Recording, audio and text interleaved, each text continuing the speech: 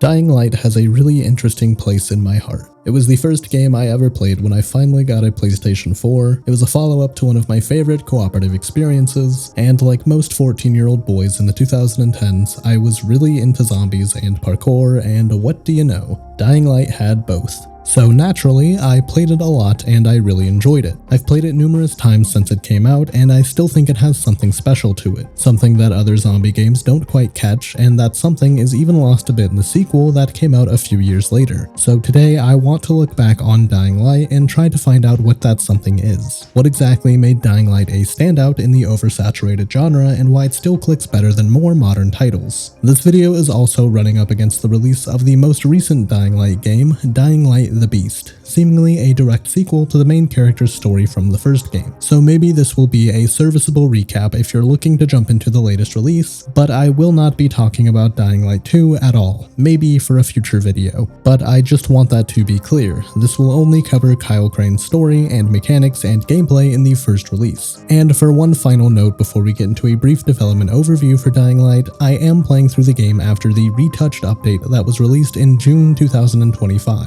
an update that brought a visual overhaul and remastered soundtrack to the game for the 10th anniversary of its release. So if it looks a little different or I comment on music that you don't quite recognize, that will be why. Dying Light began development in 2012 following the release of Dead Island, another first-person melee-focused zombie game developed by Techland. Hey, welcome back to the channel. After Dead Island, Techland took feedback and criticisms of the game and focused on improving or changing what players disliked about Dead Island so far that the project they'd been working on had drastically changed from the original vision and idea for a sequel, resulting into a branch of development that became a new IP entirely. With the freedom of a new world and not working on a sequel, Techland took those drastic changes even further, creating a new experience and completely different tone for their new game. Timon Smektala, I'm very sorry for how I pronounced that, stated in an interview, Dying Light is quite different from Dead Island. It's more mature and more serious. When you put Dead Island on paper, it's a hack and slash game. Put Dying Light's mechanics on paper, you'll have to use the whole page to describe how complex it is. I think the main thing that sets Dying Light apart from Dead Island is its focus on realism and believability in its presentation. The more serious and mature tone for the game is definitely here in the writing and world, but I think how the player moves through the world and interacts with everything in it is what really elevates that for me. Techland consulted a lot of interesting people to make sure that the presentation was real and human, like working with David Bell, the creator of the concept of parkour, or freerunning, to really sell the movement for the player, along with working with martial arts specialists to sell what it's like to hit something with your arsenal of weapons. The other most major component to set the game apart, other than the extreme freedom of movement, is the new day and night cycle, which the game's director, Adrian Suzuki, says their goal was to achieve dual gameplay, with the idea of being the hunter during the day and the prey during the night. The nighttime gameplay manages to introduce a level of horror that isn't seen throughout the day, which really does create two different experiences when playing Dying Light, again adding to their desire to innovate and improve on what they had created with Dead Island. When the game finally released in 2015, it was met with a mostly positive reception from critics, but was also immediately creating a bit of a cult following. The game was undeniably successful for Techland, selling over 1 million copies in its first week of release, but again, it was generating a more niche and dedicated fanbase with time.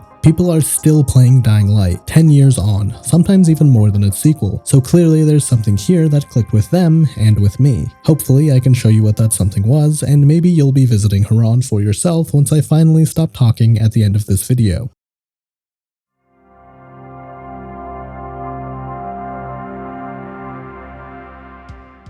The narrative in Dying Light isn't exactly great. It's not bad by any means, but I think its main theme has been done better elsewhere, and the majority of characters involved with the story are very shallow and one-dimensional. Kyle Crane, the player character and protagonist, is a great exception to that though. I think seeing Crane's development and growth as a character is the main thrust for continuing through the story, because I really do believe he's an interesting character and has a surprising amount of depth when compared against the rest of the game. As per usual, this is going to be a broad overview of the narrative, so I'm going to go through the major points and talk about how I feel about the story as we progress, but I'm not going to cover every little detail and bore you with all the fluff. There will be a spoiler warning a little later on. I do think seeing Crane's development as a character is interesting, and there's some progression in the narrative around the supporting cast that may intrigue you, so keep an eye out for that in a little bit if my setup here gets you interested in checking out the game for yourself. With that preamble out of the way, let's jump right in. The story actually starts before we even get to the main menu, which I really like as an artistic choice. When you boot up the game, you're greeted with a stylized newscast talking about the initial outbreak of the Haran virus, what's been happening in the city, and the current plan to bomb the city to contain the threat. I like this a lot, like I just mentioned. It's a very visually engaging sequence and feels like an in-world supercut of the need-to-know facts about the world we're stepping into. I do think it plays its hand a little early with some information that would be beneficial as a reveal later in the story, but otherwise, this is a very strong start. When you actually begin the game, we start with a sequence of Kyle Crane's briefing on his mission for the GRE, or the Global Relief Effort, an organization handling the relief and support of Haran during the outbreak. Crane is told that his mission will be to locate a VIP inside of the city, a politician named Suleiman placed inside of Haran to contain the outbreak that has recently gone no contact with the GRE and who is currently holding crucial data on the virus, which Crane is expected to deliver back to the GRE. As Crane gets his mission summary, he performs a halo jump into the city, which I really enjoy. I like the in-world HUD that comes up on Crane's visor for his and the player's reference on the information being told to us, and I think this sequence holds up really well visually. It's a pre-rendered cutscene, but even those can end up looking pretty dated, and again, it still looks good. It was definitely a flex in 2015, and it's still a pretty good one 10 years on. As Crane descends, his parachute gets caught on a nearby building and he's forced to cut his cord, dropping onto the street below. He is immediately approached by some thugs that openly plan to break his legs and bring him into someone named Rise. Crane pulls a gun on the men and they beg him not to shoot to draw any attention from the infected. The men attack Crane anyways and Crane shoots one, immediately bringing on a zombie that bites Crane and infects him. Another man and woman come out onto the street to save Crane, dragging him into a nearby building until the man is overwhelmed and attacked. The woman continues to drag Crane out of the building, and as Crane fades out of consciousness, we hear the woman radioing in to her team to prep their medical staff. Crane wakes up and stumbles around an apartment until he's stopped by a guard outside of his room calling him 31. The guard is referring to Crane as being the 31st infected survivor in the building, which is a neat detail. A woman nearby explains to us that everyone is cataloged like this and Crane is just the most recent victim. Crane finds his way to the headquarters inside of the building, seeking out the leader of the group here. We meet a young man named Rahim. Rahim explains that we've woken up in the Tower, a settlement with a group of survivors run by Brecken and his runners, people who are willing to brave the outside and provide for the people. Rahim reluctantly gives Crane his radio, a piece of equipment from the GRE that allows him a direct line of contact with them, and Crane heads out to start pulling his way to the tower and to contact the GRE. Crane heads down to the 13th floor of the building to investigate a runner that's gone missing to show that he was worth saving, but calls his employers first before he gets into more trouble. Crane lets the GRE know that he's been integrated into the tower, one of the main groups inside the outbreak zone, and that he's working to meet with their leader of the group to investigate Suleiman's identity. The GRE handler reminds Crane that he needs to work fast, and when Crane tells them that he's been infected, they callously tell Crane that he better find some antizin, a suppressant for the infection. Crane's call is cut short with a shout deeper in the building, with him investigating the yell and us getting our first zombie kill. We find an injured man and treat his wounds, then radio the tower doctor, Lena, to treat him further. Rahim calls Crane to thank him for checking in on their lost runner and tells Crane to meet him to see if he's capable of becoming a runner himself. Meeting Rahim, we're interrupted by Jade, the woman that saved Crane off of the street earlier. She's confronting Rahim about a plan he has to blow up an infected nest nearby. Jade is concerned for Rahim's safety, with the two of them being siblings and the only family that they each have left. As Jade leaves the room, Crane stops her to thank her for saving his life, and she tells him to return the favor by keeping her brother out of trouble. Rahim sends Crane to get outfitted with some runner gear and asks him to meet him on the roof of the building. Reaching the roof, we get a parkour tutorial, and as Crane is wrapping up, he begins to have his first seizure from the infection. Rahim fills us in that the seizures don't necessarily mean Crane is turning, but that he needs to get a regular dose of antizin to continue to suppress the virus. So he sends us to a nearby camp with a doctor, Dr. Zara. I like that Crane really is infected throughout the game. I think it's fine when protagonists are conveniently immune to the virus in zombie media, but I do think it's interesting to explore what that might mean for a character you play as. Unfortunately, Dying Light doesn't really do anything interesting mechanically with the infection. I honestly think it would be fun if you had to manage your infection with regular antizin doses, similar to the malaria infection in Far Cry 2, where you have to take a dosage of suppressants in semi-regular intervals that you have to be prepared for or face the consequences. I think it would make the infection more impactful if it affected the player outside of set story moments, and even go further in making the player seek out supplies if it could really mess with your momentum and comfort in gameplay. But that's just me. I like to suffer in games, and I'm very interested in titles that are willing to sacrifice fun and ease for the sake of storytelling or engaging mechanics. Anyways, with our first infection seizure, we're sent to visit Dr. Zera. He gives Crane a shot and all is well. Zera fills us in that there isn't a cure right now, but he's working with another doctor, Dr. Camden, to synthesize one inside of the quarantine zone. Unfortunately, Camden and Zera aren't physically together, and sharing data between the two of them has been slow and unwieldy. Crane then reports to Spike, a nearby operative for the tower, who sends Crane out to set up traps and defenses around town for Brecken's mission to find supplies tonight. While setting up a trap, Jade calls for support at a nearby safe house to help a runner get out of trouble. We get to the safe house, fight some zombies, and turn on the defenses to activate some UV lights in the area as a safe zone against the night. In the world of Dying Light, the infected seem to grow more powerful at night, but when they're exposed to ultraviolet rays, they become more subdued again like they are during the day. So, areas that are considered safe zones are usually bathed in that purple light to signal a safe area away from the infected. As Crane gets the place up and running, we get a call from the GRE to report in on our progress. Crane climbs high enough to get a signal out to his handlers and fills them in on Zera and his work on manufacturing a cure, with the GRE asking Crane to secure his research along the primary objective of getting the file that Suleiman is holding. We continue to set up some more traps for Spike until we overload the power grid in the area, forcing us on a detour to a nearby substation and cycle the power. With the detour, we're forced to lie low at a nearby safe zone and unable to get back to the tower. Crane sleeps through the night but is woken up with a call from Spike. Spike asks Crane to come see him and equips us with some more runner gear, a UV flashlight, and a switch to activate the traps we just enabled. Spike also fills us in that Brecken's mission last night was unsuccessful and that Jade has requested that all runners come back to the tower.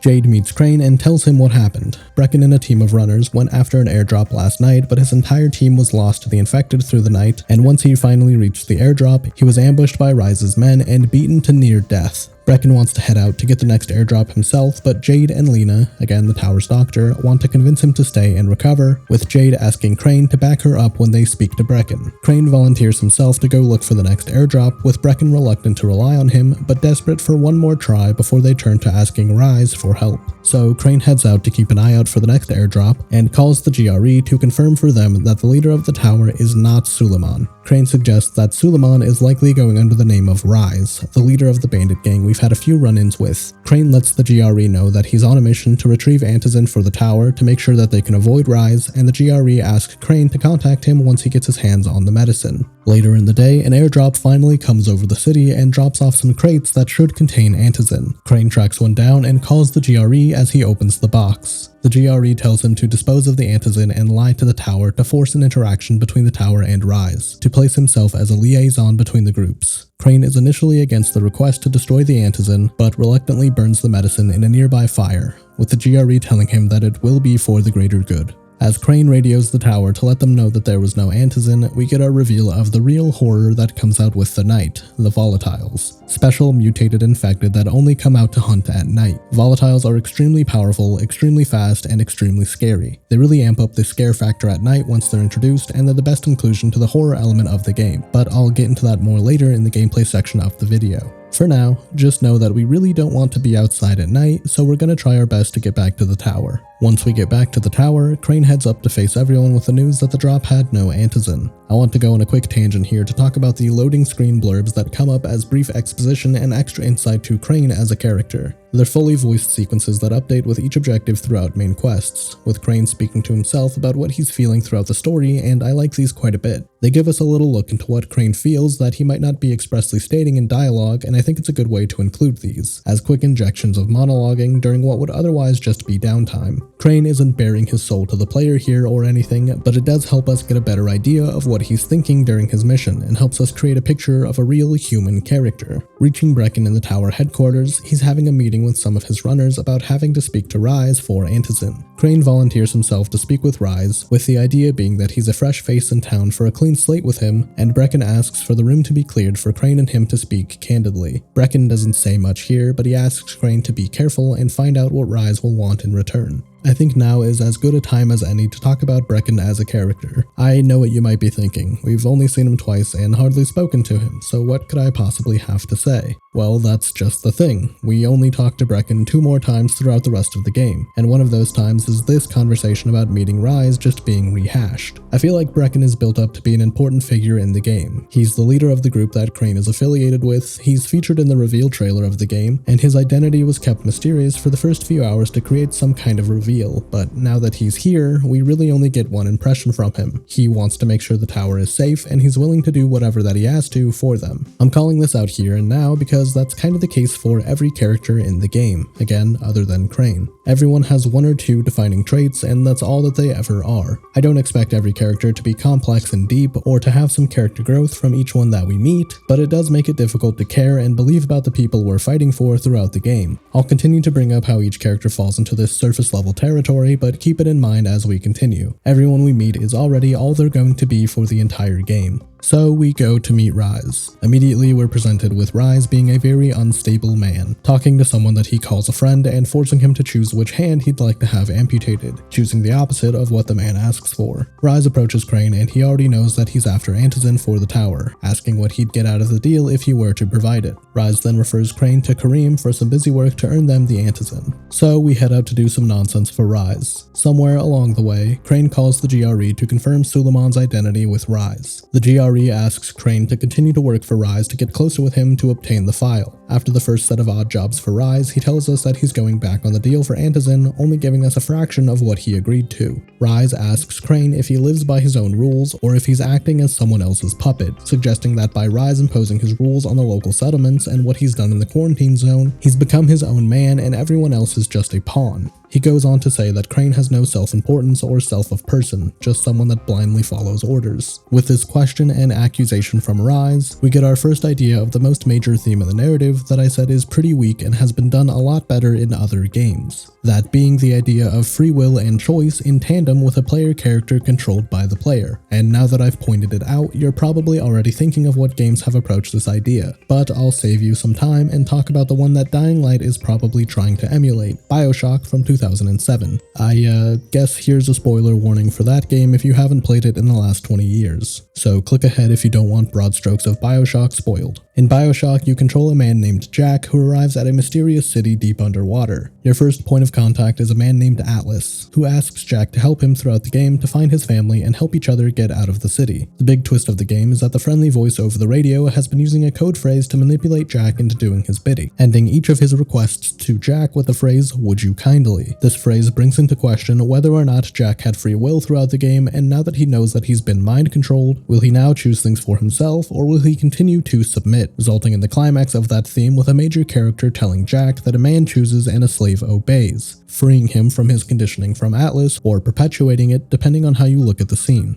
I want to mention BioShock and this idea early here because Dying Light will continually play with this theme and beat it over your head every time Rise is on screen from here on out. Where BioShock comes in with an 11th hour reveal to recontextualize the entire game, Dying Light tries to ask the same question over and over without building up any of the intrigue. Before getting into spoiling the rest of Dying Light, I don't think this idea even works for the narrative in the game itself. Crane does make his own decisions, pretty often, and he does his own thing throughout the story even if he's siding with someone else while he does so. I don't think this idea of living by your own rules or just being a puppet really applies to Crane. Yes, he works for the GRE and does what they ask of him, but he fights back against their orders a lot and even goes against them for a majority of the game. I think this theme is hard to breach with an established, speaking character like Crane. I think this can work especially well in a game like BioShock where the player character is a proxy for the player, and the idea comes across well as a "whoa dude" moment for how you blindly follow objectives in a video game. Not so much when you ask a character that same question that has his own beliefs and makes linear choices for himself. Anyways, now that Rise has taken back his deal for the Antizin, he presents Crane with a new one, to bring him Jade to have her fight in his arena for the 2 crates of Antizin we were originally promised. Crane calls the GRE to let them know what Rise has done and what he's asking for, and the GRE tells him to keep playing along. Immediately with this phone call, Crane is fighting back against what he's being told to do, already pushing against the major theme of the narrative that we were just force-fed a few moments ago. Hanging up on the GRE, Crane decides to find another way to supply the tower with Antizin. And here's where I'm going to put the spoiler warning for the rest of the narrative section. We've set up the primary theme that the story is reaching for. I've already told you that every character other than Crane lacks any depth, but we're starting to see some development from Crane with his rebellion against the GRE. All of this continues through the rest of the story, and it kinda goes how you'd expect, but for the sake of not exposing the entire narrative without a warning, I'm stopping myself here for a second. You can click ahead to the time on screen to avoid further spoilers. I'll give you a second to think about it. Okay, back to it. Crane heads back to the tower with the few vials of antizin that we did get from Rise, but there's been an outbreak in the tower and a few people have died. As we ride up to the upper floors of the tower, Jade greets us and lets us know that Brecken has taken the loss of the survivors really hard. Speaking to Brecken ourselves, he's pretty shaken up, but Crane talks him down, and while it might be an attempt to humanize Brecken here, I think this scene really shows us some more of Crane. He talks to Brecken in a way to motivate him away from doing something dangerous and stupid, talking up his achievements here at the tower and refocusing him on what he has done for them, not what he hasn't been able to do. Crane is a good guy, and that comes across in a lot of ways throughout the game, but I think this is one of the earliest that we see from him, showing that he cares about people and really wants to help. Crane heads to the roof to call the GRE, but finds Raheem on the roof drinking by himself. Raheem drunkenly tells Crane about his plan to blow up the nearby volatile nest in an apartment complex and nearly falls off the roof while pacing around the edge of the building. Crane says that they don't have the ordnance to pull off blowing up an entire building, and Raheem talks a bit about how he just wants to do something to contribute to the tower, wanting to do something big for everyone. Crane promises Raheem that he'll try to find a way to help him with his plan and heads off to call the GRE in private. Let's talk about Raheem for a bit while we're here. Again, he's not very interesting or complex of a character. All he contributes is being an obnoxious kid that gets into trouble and his being Jade's brother. Continuously, that's all we've seen of him, from bossing Crane around when we first woke up, Jade begging Raheem to forget about his plan for the nest, and the rest of what we'll see from him soon. I don't really like Raheem, and I get the feeling that you're supposed to, or you're at least supposed to feel bad for him, but they play up the annoying kid brother act too much for him to get into the likable territory for me. When Crane calls the GRE, he requests that they drop some antizin again for the tower. The GRE again tells Crane to just play along with Rise to get closer to the file and for whatever the tower needs, then adding that even if they wanted to do a drop for the tower, they're in some hot water with the Ministry of Defense with how they've been handling this quarantine. Crane tells them off and says that he'll find the file, but he's going to take a hard look at it himself before he decides what to do with it. Soon after, Jade calls Crane over the radio with a plan to raid one of Rise's supply depots, with the hope of pilfering some antizin right out from under him. Crane alludes to the idea of Jade voluntarily going to Rise's arena, but doesn't exactly say it outright, and tells her that they'll talk about another option for antizin soon if they need to. We meet Jade near the school, where the supply depot is, and make our way inside, sneaking in through different entrances to cover more ground and move more covertly. Inside, we snoop around, beat up some of Rise's thugs, and meet up with Jade at their maid stockpile.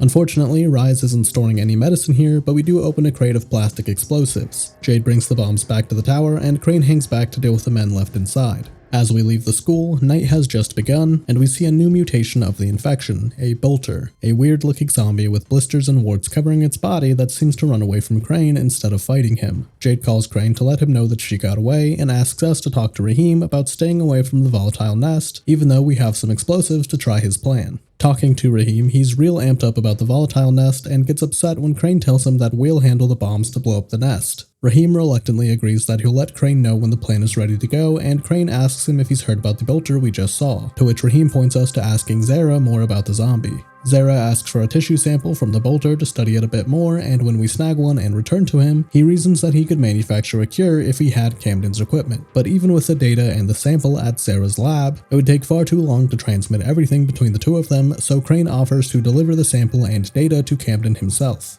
Zara is excited about the opportunity and asks Crane to give him some time to pack so they can head out to meet Camden. In that brief distraction with Zara, Raheem took it upon himself to try and blow up the volatile nest. Wow, I'm shocked. Raheem radios Crane and tells him that he and his friend have gotten trapped by a group of zombies, trapped inside of a train car in a nearby rail yard. Crane heads over and clears the yard, and Raheem tells us that he armed the explosives because he was injured in his escape and thought that he wasn't getting out of the train yard. So naturally, we now have a ticking clock against us to go plant the bomb inside of the nest. Crane pulls it off without a hitch, and we return to Raheem in that time, and he's turned into a zombie. Wow, I'm shocked. Turns out his injury was from a bite, and he hid it from Crane to make sure the nest got blown up. Crane kills Raheem after he's turned and is pretty upset about it, which again shows us a deeper layer to Crane as a character. He doesn't seem exactly saddened by Raheem's death, but more annoyed that he put himself in this position and had the bite hidden from him. Again, giving us a clearer picture of Crane and a human reaction to all of this with Raheem. And that's it for Raheem, if you couldn't guess it with him being dead. Like I said, he's an annoying younger brother when you meet him, and he dies an annoying younger brother. Brecken gives Crane a call right as he's leaving the train yard and asks Crane to come talk to him in private about Raheem. When we get to Brecken's office, Jade walks in on the conversation and blames Crane for letting Raheem get to the explosives. The conversation is cut short with Zara's trailer being attacked and blown up right outside, so we head over to see what happened. When we get there, we fight off some of Ryze's thugs and ask the only survivor of the attack what happened, filling us in that Zara was kidnapped by Ryze. Crane gives the GRE a call to try and get some support on Ryze attacking the tower and their people, but the Ministry of Defense answers his line and tells Crane that the GRE has been pushed out of the Haran operation and their new plan is to level the city with a bombing run.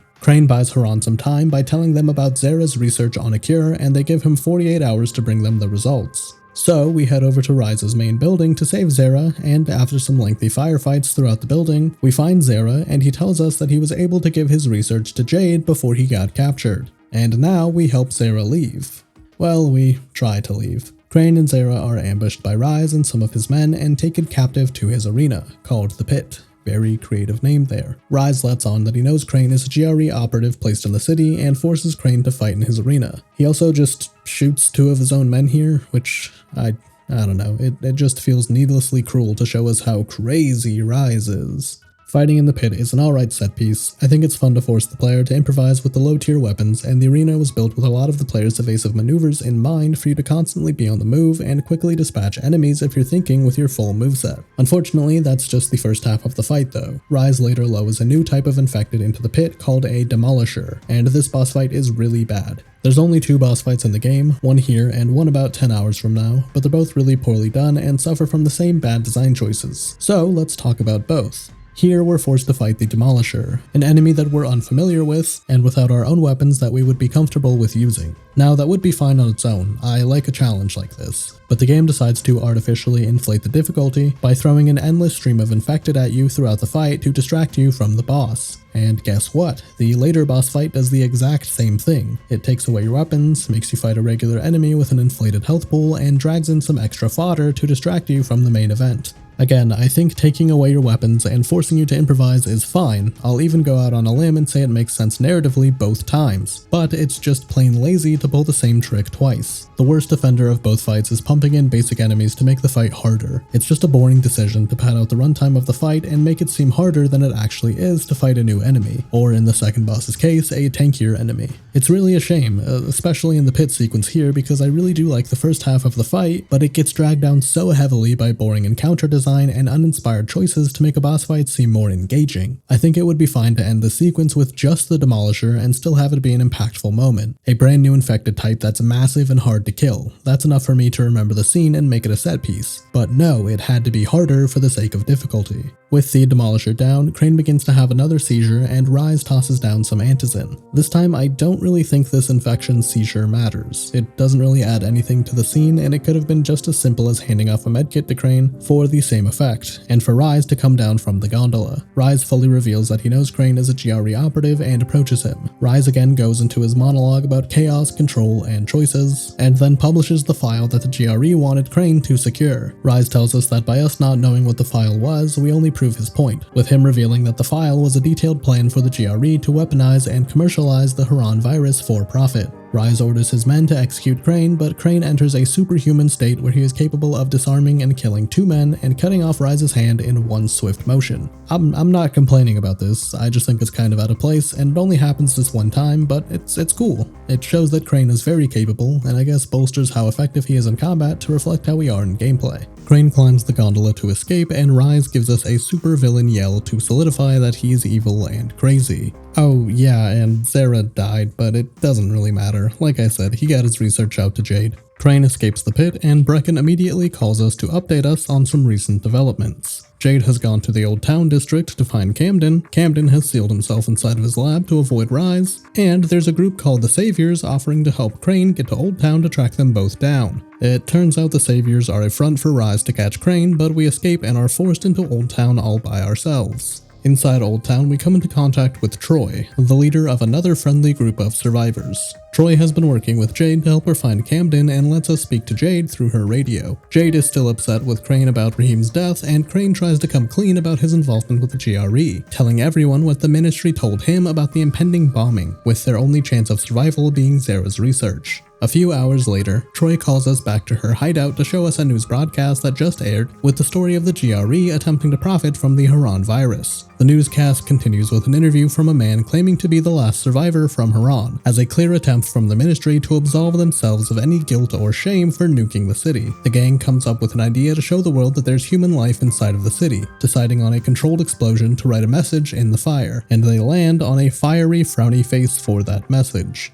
This sign of life is immediately thwarted by the ministry bombing the building and destroying their message. Frankly, I'd probably bomb a frowny face too. But with Crane's effort in getting the message out, Jade is willing to speak with us since we've shown that we're on the side of the survivors and not just working for the government. Troy tells us that her team found a way to bypass the signal dampener that's been placed over Haran to avoid any contact, so Crane heads out to meet Jade so they can do the physical labor that they'll need. Unfortunately, when we reach the meeting point, we find a message from Rise telling us that he kidnapped Jade and is taunting Crane to come after her. We fight into another of Rise's compounds and find Jade, recently infected. Rise gloats to them that he's been able to listen in on the tower's communications channel for quite a while and gives them one shot of antizin to fight their infections. He also tells us that he's taken Zera's research from Jade and is now in contact with the GRE to organize his extraction out of Haran. Crane begins to seize up, what a convenient timing for these plot-reliant seizures, and this one sends us on a way too long hallucination sequence while Crane fights his infection. This gives us some surrealist visuals and a lot of background about Jade, but I honestly can't care. It's just boring, and it's because these drugs or dreams or hallucination sequences in games are tedious and unfun. I really don't know what was up with the 2010s and games having these hallucination sequences, and they all look the same too. It's always these shattering environments and a big empty void with things moving away from you as you get close to them. It's not fun to play, and usually the information in them is just exposition dumping about a character in place of actual characterization and dialogue. Dying Light is no different here. We learn about Jade always feeling like she needs to fight in life, and Jade sounds like a pseudo-intellectual talking about how life is finite, and everyone has their time to die, even Raheem and even her. It really is just her talking for the sake of talking. She isn't saying anything of real substance during this. But now we can talk a little bit about Jade. She's probably the most interesting character other than Crane, but again, she's pretty stagnant throughout the game other than this sequence. She's stubborn but effective at what she does. She cares about people but seems a bit closed off. That remains true from when we first see her on the streets of Haran to these final moments with her while Crane is turning. I don't really want to give her any extra credit for this sequence because I do think it's a lazy way to progress a character narratively, but if this is all we have, I guess it'll do. The hallucination does give her another layer of depth with her background of always having to fight for her right to survive. Even as a baby, she was born premature, and now during the outbreak, she's literally fighting for her life. It gives her an extra edge of tragedy to her upcoming death, but she seems okay with it with her understanding that everyone has to die at some point. The hallucination ends with Jade turning into a zombie and charging Crane, with her injecting him with the antizin dose as the drugs knock him out of his altered state. We're back in the real world and see Jade struggling with turning as Rise mocks us again about not making our own choice. Rise sends in some guys to kill us, and Jade has one last standoff before she finally turns, taking out all of the 4 men and biting into the last one as she enters into the first stage of the infection. Crane puts her down, and Rise sends in his second-in-command, Tahir. I haven't mentioned him by name because he hasn't really mattered. I think he was one of the guys that beats up Crane in the opening, and there's a little callback to him recognizing Crane from that, but otherwise he doesn't really matter to the story. And this is the second boss fight that I mentioned earlier, the one that pulls the same tricks as the Demolisher fight and ends up being just as uninteresting. We kill Tahir, and Crane takes back the bolter tissue sample that Rise apparently dropped for us. Crane calls Troy to get started on her plan to contact someone outside of Haran, which is apparently moving right along without Jade. The plan is for Crane to climb a radio antenna on the outskirts of the city and install a signal amplifier for him to broadcast a message out to anyone that can receive it.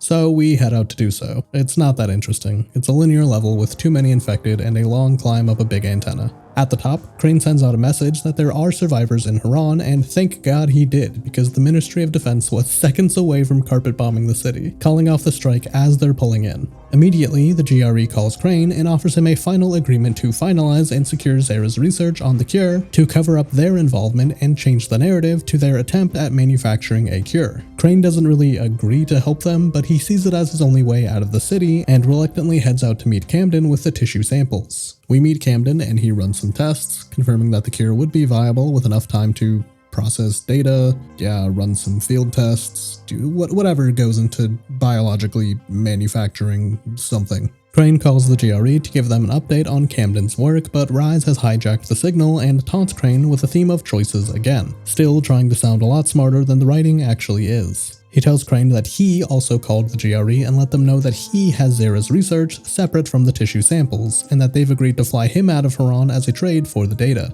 Crane decides that he doesn't want that to happen and goes after Rise, fighting to the top of his compound in a pretty fun sequence of running through the sewers and avoiding swarms of volatiles. It's good action, it feels intense, and it works as a finale. As we climb Rise's tower, he doesn't shut up about the idea of choices, and it gets really grating, to the point that even Crane tells him to shut up. I wonder if there were some clashing opinions on Rise's ideals, and if this was a subtle jab from another writer. I doubt it, but I really hope so. I think that'd be funny. Reaching the top of Rise's tower, we get a quick time event finale against Rise, which, honestly, might be the best boss sequence in the base game. It's not a hard contest, and I don't like QTE sequences, but compared against the other two, it's over the quickest and the most painless. Even as Rise is bleeding out, he still does not stop talking about making your own choices and being your own man. He has one final burst of energy to tackle Crane onto a hanging container off of the edge of the building. The two struggle again, but Crane gets the upper hand by tricking Rise into letting him help Crane up and stabbing him with a knife left in his shoulder from the previous struggle. Crane makes fun of him that he now finally made a decision and climbs back to the building to rest. A GRE helicopter arrives and the handler asks Crane to give them the cure so he can leave the city. Crane stands up for himself again and tells the GRE to fuck off, knowing that they won't do anything drastic as long as they think Camden can manufacture a cure. As the helicopter takes off into the sunset, Camden calls Crane to let him know that a cure is definitely possible, and the game fades to the credits. And that's it for Dying Light's narrative, at least in the base game. It's a bit of a slog, with a boring supporting cast, and an over-the-top villain wrapped up in an overarching idea that seems too lofty for the game to understand how to execute and meet on its level. Consistently and overwhelmingly, Rise tries to tell us that Crane is just a puppet, another cog in the machine, and someone blind to how the world really works, but just as consistently, Crane acts as his own person and chooses to do things for himself or for the betterment of others. He only really blindly follows orders at the very beginning of the game, and his arc throughout the game directly counters what Rise spends way too long trying to shout at us. I do believe Crane is the best part of the narrative here. He acts like a person and has human responses to what happens around him. He really is a multifaceted character. We can see that in how he emotionally responds to things, how he puts on a facade for the GRE and slowly breaks out of the illusion of the greater good, along with how he interacts with the real people in front of him with kindness and care. Kyle Crane is honestly one of the most likable game protagonists I've ever seen, and it's because he's just a guy. He's meant to be a human being with flaws and feelings that gets wrapped up in something that he doesn't really know how to navigate, but still tries to do the best that he can, and a lot of that is definitely carried by his voice performance from Roger Craig Smith. I'll get into the audio presentation throughout the game later, but seriously, Crane's voice performance deserves all the praise I could give it. He's one of the most natural sounding characters in a game I've ever heard and has a great range that matches the depth of his character.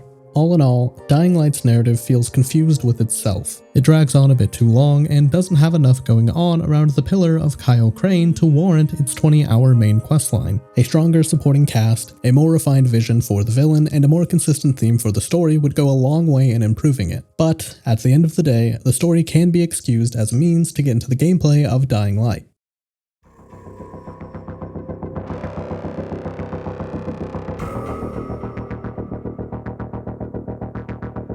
The core of Dying Light is equal parts fighting enemies with impactful melee combat and moving through the world in fast, energetic freerunning. So much so that both parts of the progression metrics for your combat and movement skills are always present on screen and are constantly being tallied up through gameplay. Everything you do in Dying Light contributes to either of these pillars in gameplay, your power level and your agility level. As I talk about how both power and agility are present throughout the game as a whole, I will occasionally mention how both progress and improve for the player. But for now, let's cover the actual mechanical and moment-to-moment gameplay surrounding each, starting with the combat gameplay.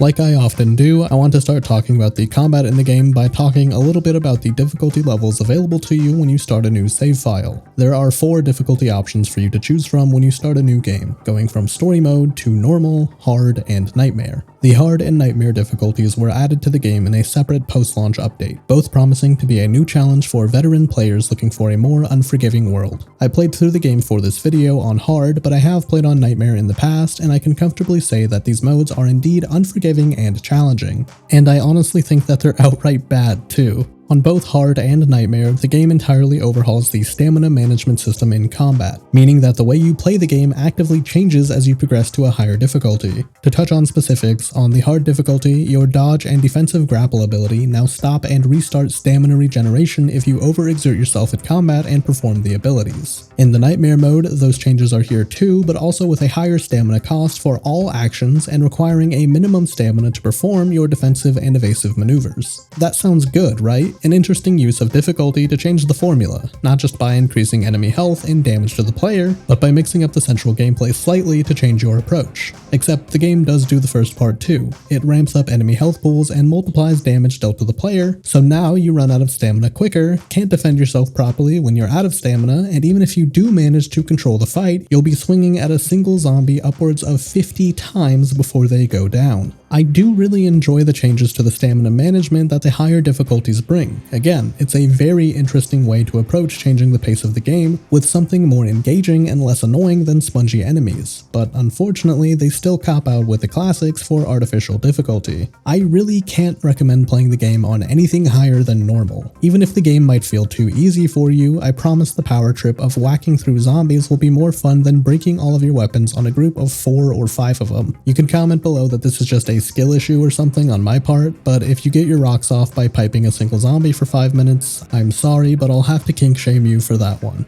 Moving right along to actually engaging in combat in the game, it's nothing short of an absolute blast. The combat in Dying Light primarily focuses around melee combat against human and zombie enemies with ranged options at your disposal if you so choose, or if you need to even the odds against some bandits. I can summarize melee combat with 3 words: heavy, messy, and fun. Each hit you connect with an enemy has a proper amount of heft to the blow, giving you satisfying hit registration when you whack them with a pipe, or a disgusting gush of blood when using a blade. Visual effects and animation feedback are key to making the combat feel and look so good, but I'll get into the presentation of the game a bit later in the video. For now, let's talk systems and mechanics. Strap in if you don't like RPGs and stat systems. This is definitely going to get a little messy, but I'll try to have some visuals on screen to kinda aid how I'm talking about these things. Each weapon in the game has 3 core stats to distinguish them, and there are a few different weapon types to give you a varied and healthy arsenal to find out there in Haran. The 3 stats for each melee weapon are damage, how much damage a weapon deals per swing,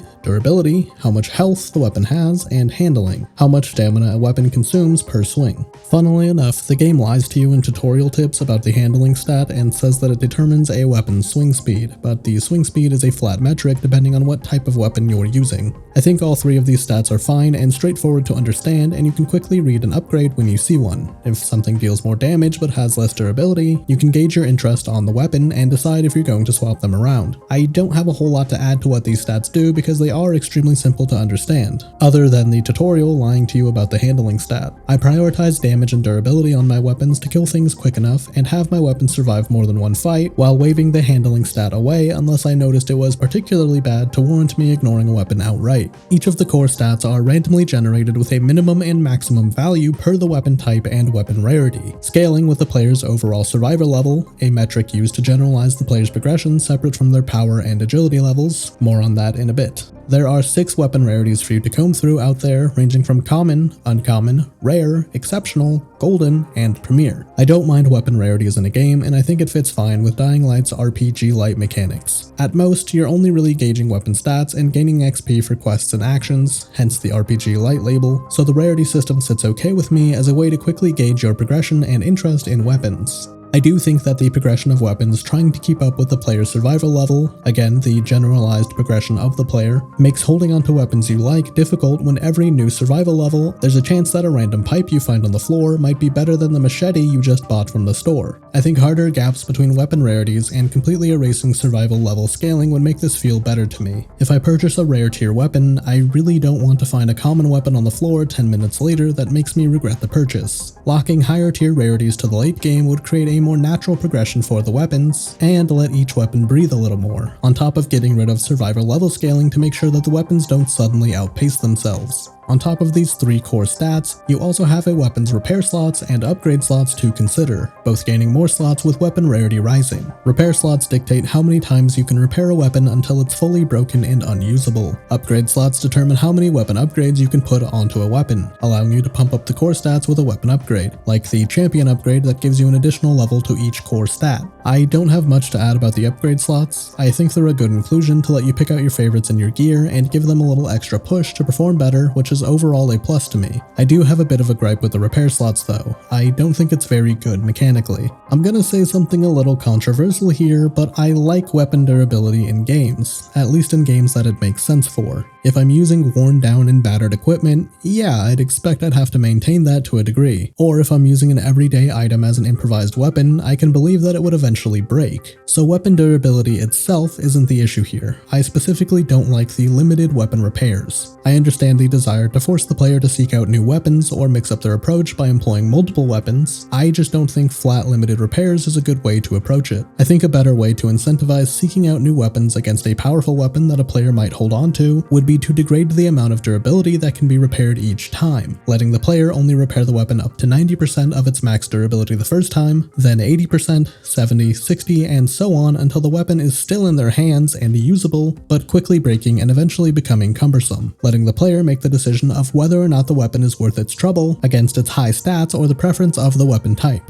All of these stats make picking and finding weapons throughout Dying Light interesting, but don't ask you to think too much about your choices, which I like. I think Dying Light is an action game first and foremost, and poring over a weapon's DPS, its stamina cost, its bonus damage during the day, or extra XP gains if you use it on Tuesdays would be annoying and unfun and detract from the core of the game, the hacking and whacking and slashing. And speaking of, let's actually talk about using the weapons. Each weapon is tied to a weapon type, either blunt or bladed, and either a one-handed or two-handed grip. There's more granular types like knives versus machetes and hammers versus pipe, but really it boils down to bladed versus blunt and long versus short. And at the end of it all, it's just personal preference. Short weapons, or one-handed weapons, always have a 2-hit continuous combo that you can swing endlessly as long as you have stamina. Long weapons, or two-handed weapons, have a single sweeping hit that resets every swing. I vastly prefer short weapons. I think the flow of a continuous swing in front of you feels a lot better than the swing and reset of a long weapon, so I tried to exclusively use them during my playthrough. Long weapons do have the benefit of great crowd control with the sweeping attack and an ability to unlock a spin attack that hits everything in a full radius around you, but again, I just prefer the movement of a short weapon. Bladed weapons allow you to dismember enemies, and I think they allow for multiple hits on different enemies per swing. At least some of the bladed weapons seem to. Dismembering enemies makes them less effective in combat, so bladed weapons are always a safe choice if you want to quickly dispatch enemies. But blunt weapons are way more fun to me. Blunt weapons allow you to stun enemies and seem to have more impact behind their hits. Impact being a calculation for melee attacks that determine how much force the weapon has per swing. So, higher impact means more push and shove with your swings, at least I think. Getting to push enemies around and stun them really lets you work on your evasive maneuvers in combat and opens you up to manipulate the fight more than just taking out an enemy, like being able to grapple an enemy and throwing them away from you to set you up for your next move to get out of the fight or otherwise. Again, choosing what weapons to use really comes down to what you like to do in a fight. Single target focused attacks, crowd-based sweeps against a group, impactful control against enemies, or quick combos to eliminate targets. I like that the choices are simple and very quickly communicated between each weapon type, and I don't think there's an outright wrong choice to approach combat, so the weapon types are handled very well in my opinion.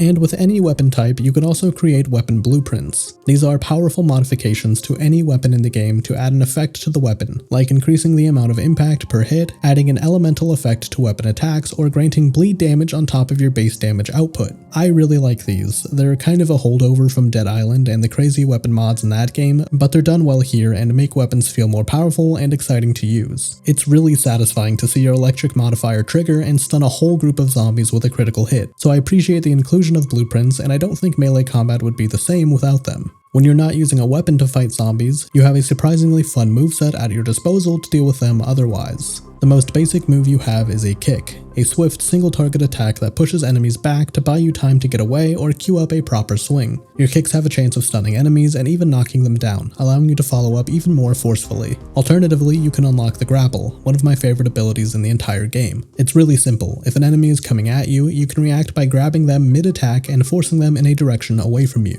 Using the grapple, you can move enemies around in a fight, throw them into environmental traps, or all the way off of buildings. It's a fun way to parry enemies while keeping in line with half of the gameplay's focus on movement and agility. Following up from kicks and grapples, you can perform takedowns, aerial attacks, drop kicks, and more to spice up combat and move around quickly and effectively in a fight. The power attacks and agility maneuvers you unlock throughout the game really make fighting in Dying Light much more dynamic than just smacking things until they die. You can approach combat like that if you want, but you'd be missing the donut for the hole, not getting the entire experience and too focused on ending a fight. Lastly, you can also throw any melee weapon. A hit from a thrown weapon seems to have increased impact with the hit, which does give it potential to create distance by stunning a zombie, but I don't really care to do this because you have to retrieve the weapon, and if you throw one in the middle of a fight, well, good luck finding wherever it ends up. I think throwing a weapon is a fun punctuation mark to the end of a fight, but otherwise, the inclusion seems more like a gimmick than a real strategy to use. Melee combat in Dying Light really is what you make of it. You can ignore all the stats and hunt down the highest damage dealing weapon to end fights quickly, or you can meet it on its level and engage with combos, agility techniques, environmental kills, crowd control, and more to have a really unique first-person melee experience that hasn't been matched in 10 years since the game released. I have some gripes with how weapon scaling and stat generation is handled, but past that, I think the progression of gear and how you fight in Dying Light creates a really fun and consistent experience throughout the whole game when engaging with melee encounters. Unfortunately, that leads us into talking about ranged combat, which I don't have as positive of things to say. Guns are loud, effective, and punctual, like they should be. They can end a fight quickly if you place your shots right and are dependent on how much ammo you're carrying while firing. Unfortunately, that's about all there is to say about them. They become common in fights in the mid-game until the very end, and every time you're expected to use one, it's a very boring back and forth of crouching behind something until you can shoot the enemy enough times until they're dead. I also don't think using ranged weapons in the game feels very good. The aiming always feels sluggish, and it was likely built around a dependency on aim assist, so trying to place precise shots never seems like it's worth the effort, instead asking you to fire in someone's general direction and hoping a bullet connects. And I don't think the guns feeling awkward to use was an intended design choice to drive you to use melee combat because of how prevalent they are in the latter half of the game. Ranged combat also doesn't let you express yourself like the melee combat does with your moveset and weapon types, only asking you to shoot when you have a window to aim and crouch behind cover when you don't. I also think a harder scarcity on ammo and enemies with guns would make them feel more impactful even if they aren't interesting to use. Like if you had to weigh whether or not a fight was worth you pulling out your own gun because you may only have a few bullets. Ammo is found pretty often, at least rifle ammo. Every human enemy with a gun uses a rifle, so you'll have a surplus of rifle ammo at any given time. I guess if you try to use a shotgun or a pistol, you can pretend that ammo is rare, but that's not intentional. It's just bad balancing and likely lazy enemy design with a lack of additional scripting. If you're not into guns and still want to try and fight back against the barrage of bullets you'll find in the game, you can also use a bow and arrows. I don't really like the bow. I don't think it's powerful enough to hold its own in a ranged fight, and even when trying to use it against enemies in close quarters as an alternative to melee, it still feels much less effective and still has the problem of limiting your moveset like using a gun does. The bow does benefit from being completely silent, so if you manage to kill an enemy with a headshot, you won't be immediately detected. The bow also has additional arrow types, those being fire, electric, and explosive arrows. They each do what you'd expect: light enemies on fire, stun them with electricity, or explode them, and they are a welcome inclusion even if I don't pursue using the bow. To quickly summarize my thoughts on the bow, I'd say it's inconsistent at best and outright bad at its worst. Without repeating myself too much, to sum up my thoughts on ranged combat, I think it's boring, appears too frequently, and removes too much of the core experience without proper considerations for agility gameplay. Guns are effective and end fights quickly, but they don't do anything interesting past being an instant kill for headshots. The bow doesn't do enough damage to warrant its use, and the additional arrow types are fun, but their use cases can be found elsewhere in thrown objects and weapon blueprints. To send off the player's part in combat throughout the game, I want to reiterate how fun the melee combat really is and how it feels well executed in tandem with the agility and movement-based gameplay. Dying Light's melee combat is unparalleled to this day, providing you with a violent, responsive, weighted, and most importantly fun experience if you engage with it to the fullest extent. And now for the other side of combat, the enemies. I want to say this up front, I know I just said Dying Light's melee combat is great, but that was entirely built off of fighting the base enemy, the common infected, what the game calls biters. I think every other enemy type in the game, with one exception, grinds combat to a halt and forces you into a specific path to engage with them. Let's keep it positive for a moment and talk about the biters. They're your traditional zombie, slow and lumbering, dealing low damage and taking a fair amount of hits to be put down. Easy to pick off individually, but they become trouble in a group. They have basic swipe attacks that deal low damage, but their main move is to try and grab you and force you in place to allow other zombies to swarm you. The grab is easily countered with your grapple maneuver or a swift kick, but they will continue towards you if you don't perform either of those, locking in on you through the swings of a weapon. I think their persistence through weapon attacks can be annoying, but it's easy enough to counter with your other moves, so it only ever affected me when I was ignoring the obvious option. If you do get grappled, you're susceptible to anything else attacking you and you're forced to fight off the zombie with a quick time event. Biters also come in a few different types, like elemental biters that are just zombies on fire, or the industrial biter, which is a beefed up zombie with a little more health. Again, I like these guys because they're simple, they're easy to fight, and they let you engage with your entire moveset while still providing a challenge when they come in large numbers, like any good zombie should. Next up, we have the goons. Don't comment anything about their names, it was a different time. They're massive zombies with melee weapons, performing large, sweeping attacks that always knock down the player when hit. They have a lot of health and deal a lot of damage. My issue with them stems from the overzealous hit detection that comes from their attacks, seeming like an unfair advantage for the goons to hit you with some of their moves. They also don't react to most of your abilities, like if you dropkick one, they're just staggered briefly, which makes a large part of your moveset obsolete. Your only path for killing them, other than laying a couple rounds into their head, is dodging back and forth between their swings and hitting them a few times in between each. It takes too long and it's not a fun cycle. Goons have the added detriment of typically being fought in enclosed spaces to try and force the player into the engagement, but with the inaccurate collision from their hits, this just ends up being frustrating more than anything. Speaking of frustrating, we have the Demolisher. These are the worst fights in the game by far. They aren't difficult enemies to kill, they have large health pools and dish out large damage, but their attacks are very easy to avoid. The issue comes with the consistent design choice to call in additional enemies whenever you fight one. I mentioned it before in the narrative section when I talked about boss fights, but adding distractions to a fight doesn't make it any more difficult if they aren't interesting to deal with, it just makes the fight annoying. And every Demolisher follows this trend. The one in the story is just considered a mandatory boss fight. Other than the basic enemies they endlessly summon, their moveset is very easy to deal with. They're a basic bull rush enemy, meaning they charge in a straight line with the player expected to dodge out of the way and force them into stunning themselves when impacting with some collision. What counts as something for them to impact with is pretty inconsistent, which leads to even more frustration in their fights, but the actual worst offender when fighting a Demolisher is their body armor. Before you can deal any damage to the Demolisher, you have to break off pieces of their armor by hitting areas on their body in succession, meaning you have to do the dodging song and dance multiple times before you can even start damaging them, then doing the sequence a few more times to finally finish them. You can ignore these guys just like the goons by shooting them in the head with a gun, and that's what I opted to do as much as I could against one.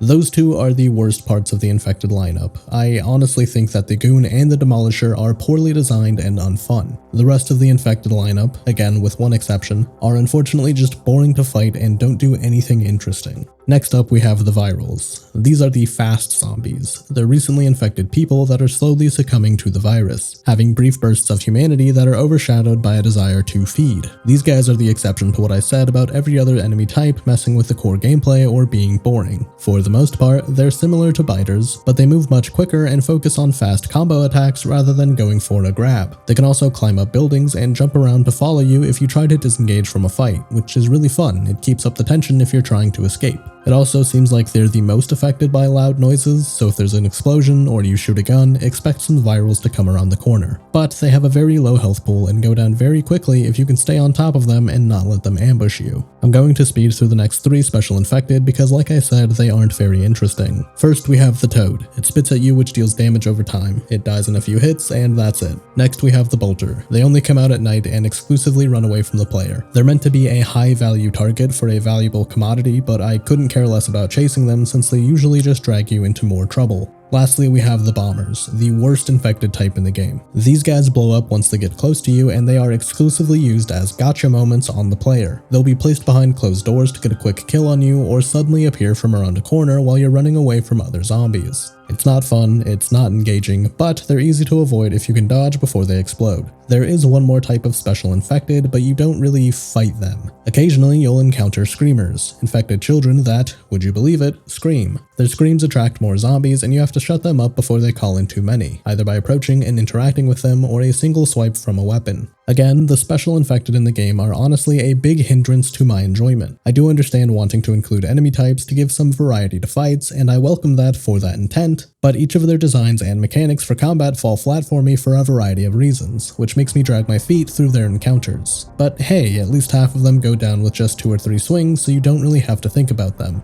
And right now you might be thinking, wait a second Gavin, there's another zombie you didn't mention, like the most important one. And yeah, I know. I was saving it for last because it's an outlier from the rest of the infected. That of course being the volatile. The volatile is the largest threat in the game for the player, acting as the apex predator at night but hiding away during the day. I excuse the volatile mixing up the core gameplay because the entire game shifts at night and it's because of the volatiles themselves. When running through Haran during the day, you can encounter every type of zombie that I listed above, other than the bolter, and you can reasonably take them out. At night, biters become nightwalkers and the volatiles emerge from their nests, knocking you down the food chain quite a bit. Nightwalkers are essentially beefed up virals, but volatiles are a completely new threat. Volatiles are fast, aggressive, strong, and come in packs. They can take out the player in just a few hits and can shake off attacks from your strongest weapons. They'll pounce on you, swipe at you with massive damage, spit at you with acid attacks, and keep up with you across any distance. Despite that, your best bet is to try and run from them. Engaging with them head-on without good gear and tight gameplay is going to end in your death more often than theirs. I really like this shift in how the game feels at night. It's an oppressive and intense game with all of the zombies during the day, but it really is a horror game at night. The volatiles are hunting for you, and even the slightest slip up will get them on your heels and initiate a chase with more and more catching up to you.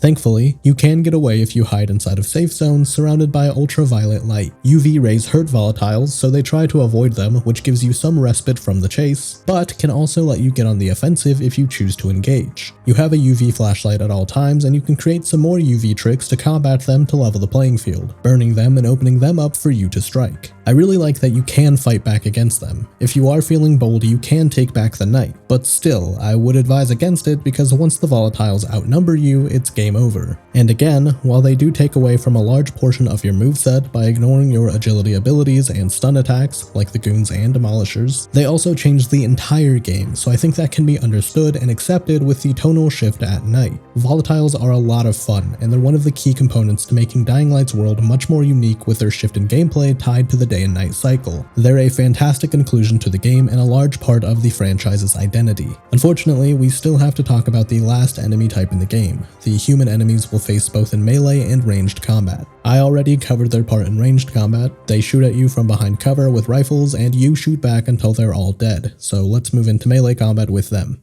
It's a bit of a mixed bag. They are open to most of the player's moveset with stuns, grapples, and takedowns, but before you have access to those moves, they're easily the worst encounters in the game. Trying to engage with human enemies head-on in melee combat will always be a losing battle. They have an excessive amount of health, they block or dodge all of your attacks, and they deal substantial damage when they hit you. It's just not fun, and really hurts the early hours of the game when you have no alternatives, forcing you to rely on cheap tactics like throwing a Molotov or baiting them into a fight with the infected. I think giving the player a defensive block maneuver against them would go a long way in making the fights feel more fair, or even giving some indication that you're wearing them down as they block and dodge your attacks, but as it stands, you're left trying to get a hit in between their combos and suffering for it if you don't have precise timing. Once you do have some more abilities available to you, human enemies become a bit of a pushover. If you can get them to the ground, you can easily finish them off with just a few swings, or with the stomp ability you can unlock to instantly kill prone enemies. It's a massive imbalance in your experience with them, and again, adding the ranged fights with the guns makes fighting enemies a very mixed experience, mostly leaning towards negative. When they're too hard to fight, it's frustrating, and when they're too easy to kill, it's boring, leaving human encounters as something for me to avoid more than engage with. Which leaves us with a roster of enemies that are mostly unfun or even annoying to fight, and very few enemies that let you stretch your legs and have a good time with their encounters. Thankfully, the common infected, or biters, are the most common enemy you'll you'll face and make up the majority of the combat in the game still. Again, I do appreciate and see the value in trying to mix up combat with enemy types and special infected, but I think their inclusion is poorly executed and used in a way to make the game more difficult for the sake of difficulty, rather than making something interesting. And again, volatiles remain great and still bring an unmatched level of tension or intense fights if you choose to engage them, carrying a large part of the franchise's identity in their design. Dying Light's combat can be great, some of the best first-person melee action I've ever played in a game, but it's unfortunately tied to some incredibly annoying enemy design and encounters that blemish the entire experience. If you can look past the occasional demolisher snooze fest and focus on the freedom of expression with weighted, purposeful movements against the common infected, I think you'll agree that the combat still largely comes out on top.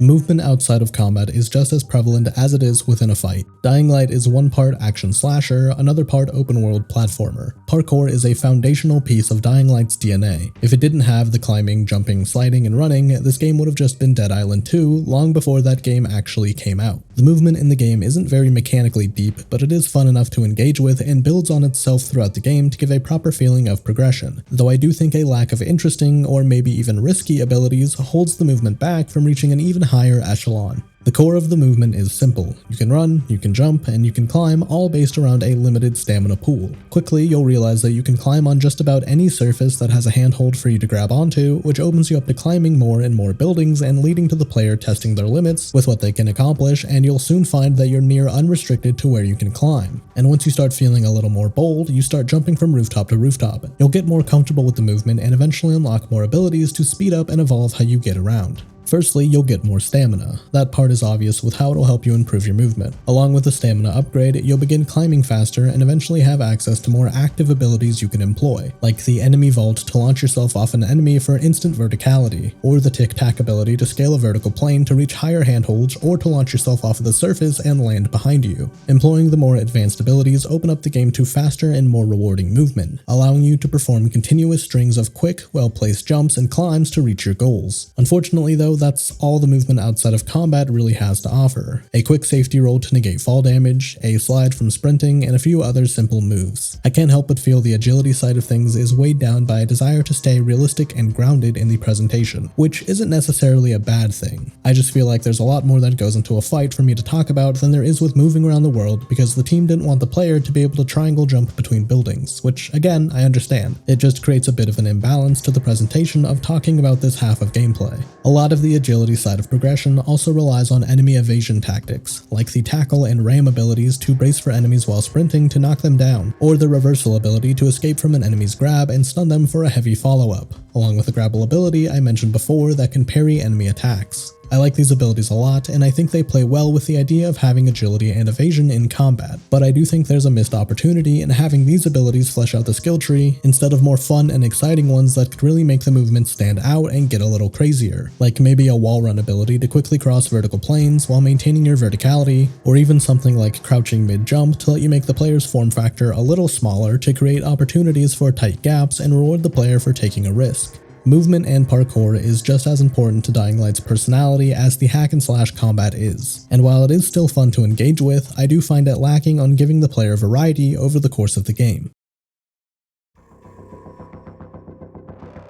While you're moving and fighting through Dying Light, you'll encounter a breadth of content that varies in quality and excitement. If you're not chipping away at the main questline, you're most likely scavenging the city or completing side quests. Scavenging the city isn't very deep. You can enter some interiors of buildings and poke through cars and their contents to find valuables to sell and components for you to craft items like medkits and tools like UV flares. Occasionally you'll find locked boxes and have to complete this lockpicking minigame, which I am only mentioning to complain about it. I still don't understand how games have been so reliant with this as the baseline for lockpicking in a game. I understand having a quick and easy to read minigame for looting, but you might as well just have me hold the button to pick the lock if you're not going to make an engaging interaction. This is just a waste of time and it doesn't add anything to looting the city for me, it just drags it out. To touch on crafting briefly, I don't have a lot to say. You get a recipe to create an item, like a Molotov, and if you have the components needed, you can craft it wherever and whenever. I do dislike the crafting menu itself. It shows you every item you know how to craft in a bloated list, which you can filter to find specific items, but I still think it's unwieldy to use. When crafting, you're also greeted with crafting wait times for each individual item, which I think is absurd in anything other than a PvP-oriented survival game. Why am I forced to wait 2 seconds for every medkit I craft? I end up pressing the enter key as fast as I can to get through all of my components, and I still end up wasting quite a bit of time looking at the progress pop-up. At the very least, there should have been the option to craft a specified quantity, but this should have just been instantaneous to craft items.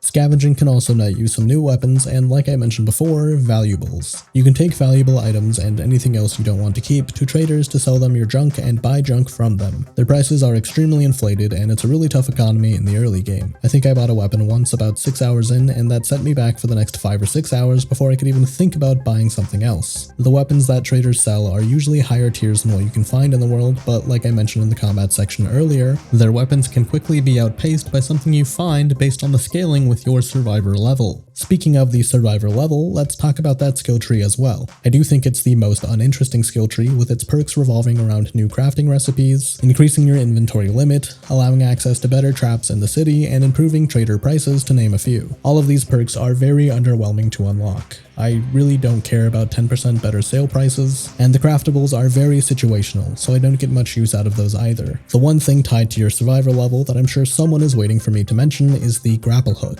And this might be my big hot take for this video, but I kind of hate the grapple hook. Using the grapple hook asks you to look at a surface and click a button to zip yourself to the location without any momentum or consideration for how you get there naturally. It gets you to your destination fast, it shoots out quickly, and recovers on a small cooldown. So what is there for me to dislike? Well, I think it heavily detracts from the core movement in the agility tree. If I can shoot out a Batman grapple hook to get to the top of this building, why would I ever want to climb and jump across the roofs again? The grapple hook can also be used to negate fall damage if you time it right, so you can actively ignore an important agility upgrade. I think the grapple hook should have been a consideration to improve the agility gameplay, not to take away from it. I know I said I wasn't going to mention Dying Light 2 in this video, but I can't help it with the grapple hook because the sequel nails what the tool should have been, acting as an anchor point for you to swing with rather than an immediate zipline to a location. Upgrading your survivor level never feels as exciting as the power or agility levels, with the perks being underwhelming and even some being outright useless to me. Again, it's tied to item scaling, and I would guess enemy scaling as well, which I could really do without both of those, so altogether I don't really care for it. It's ever present with you getting survivor XP for quest completion and surviving at night, but it could be removed entirely and I wouldn't miss it.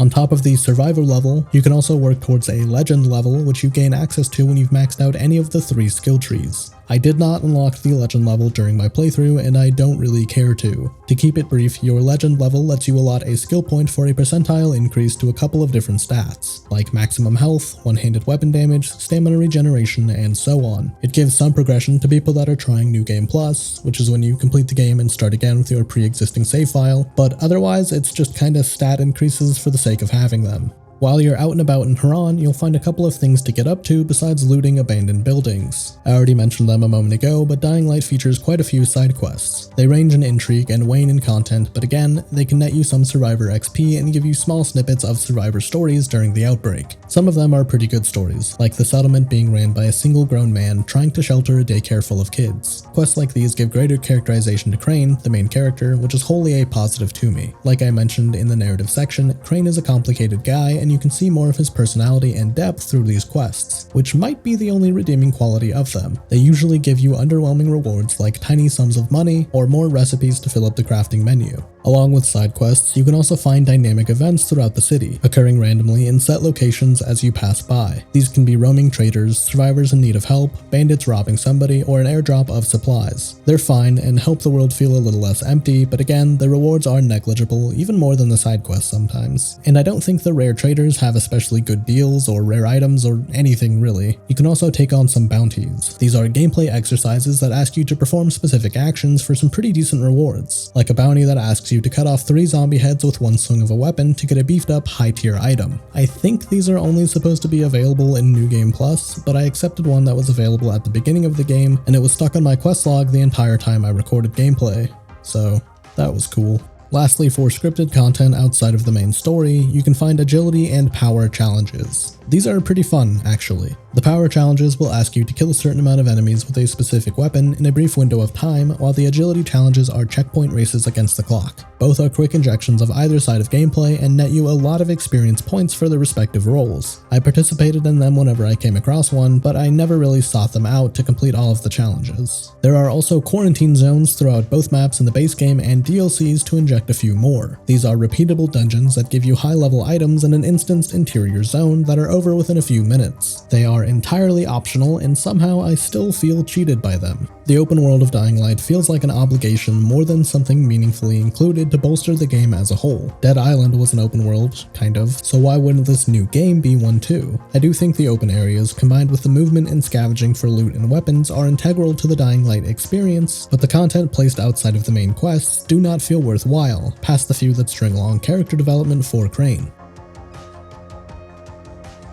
An actual multiplayer component is a first for the channel, so that's kinda cool. Dying Light features full campaign co-op with 3 additional players with shared progression to play the entire game together, with the exception of the prologue and the finale for the game. I really enjoy when a game tacks on cooperative play. I think playing most games with a friend or two is an easy way to pump up the fun, and Dying Light is no exception. With your friends, you can beat up volatiles, race around Tehran, and do pretty much anything you can do by yourself. There's even dynamic co-op challenges that can periodically pop up to give you and your friends a little competition amongst each other, like killing the most virals in a specific time limit, which I think is fun too. The game makes a smart decision to separate loot pools so everyone gets instance weapon drops and items, so there isn't any arguing over who picked up someone's machete after a fight. I don't think the cooperative experience has any enemy scaling, either health or damage or the number of enemies, which is a shame. I think that's a good way to inflate the difficulty to compensate for more players while staying mostly fair. All in all, cooperative play isn't anything special or additive to the experience other than being a good time with some friends, which is all it needs to be.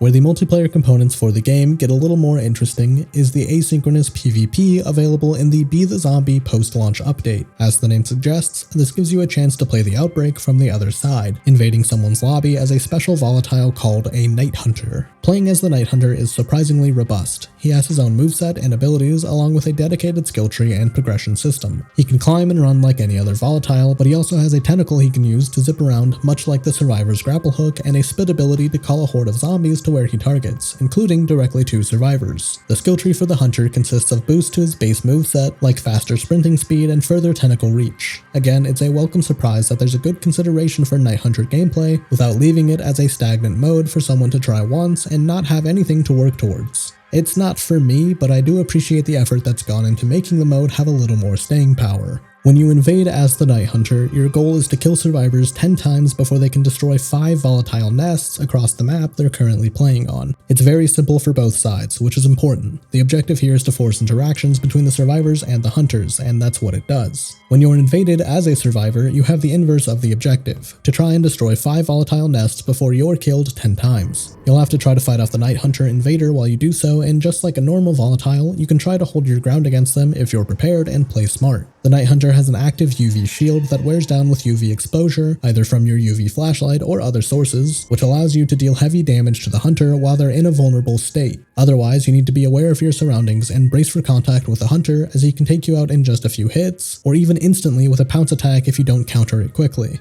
This mode is a lot of fun. I'll admit I didn't play it organically for this video. I forced my partner to let me beat her up as the Night Hunter, and she did the same to me so I could see the survivor side, but I do remember having dynamic encounters with the invasions years ago when I first played the game. It makes nights more interesting, with a chance of an actual player hunting you and lets the survivor flex their skills if they're able to take the hunter out. Multiplayer in Dying Light is a welcome addition for fun with friends, along with a good surprise with the invasion mode, creating a long-standing community for the player base in a well-rounded mode that is entirely optional if you aren't interested in being invaded.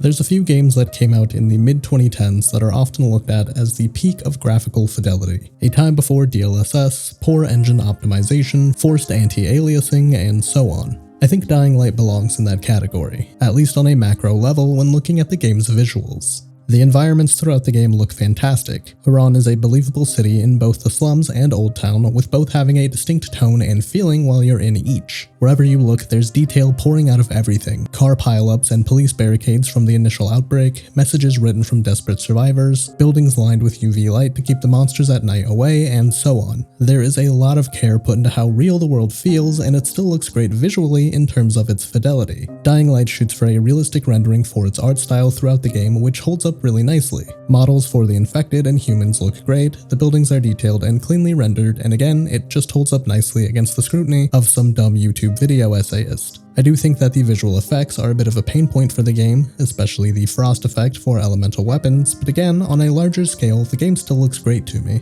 Something that I really love about Dying Light is its use of light and darkness, creating hyper-realistic renderings for both, which is pretty rare to see in games. A lot of games shy away from true darkness at night to not obfuscate things for the player, but Dying Light really goes for it. Its nights are dark and that's the point. I just enjoy it. You really do need to use your flashlight and rely on light sources to see, which might not look great once this is compressed by YouTube, but trust me, the darkness here is a plus for the game's presentation. Another large part of the visual presentation throughout the game that I really love is its commitment to physicalized animations in first person. We see Crane do a lot of physical things from his perspective throughout the game, whether it's flipping a breaker switch or unlocking the bolts on a door. It's just a great consideration to ground the player as Crane in the world, seeing him perform actions that are usually waved away as superfluous for quicker interactions. I really enjoy when a game takes the extra time to make you feel like you are the character through first-person animations, and Dying Light shines in that regard with heavy, real-looking movement. Animation otherwise is pretty mixed throughout the game. Human enemies and zombies look great when they're engaging you, but speaking to humans in dialogue is always awkward and very dated. And if you're wondering, everything Crane does in third person when you're watching another player in co-op looks really bad and is usually entirely out of sync with what he's interacting with or performing. I don't really mind the animations for Crane in co-op, but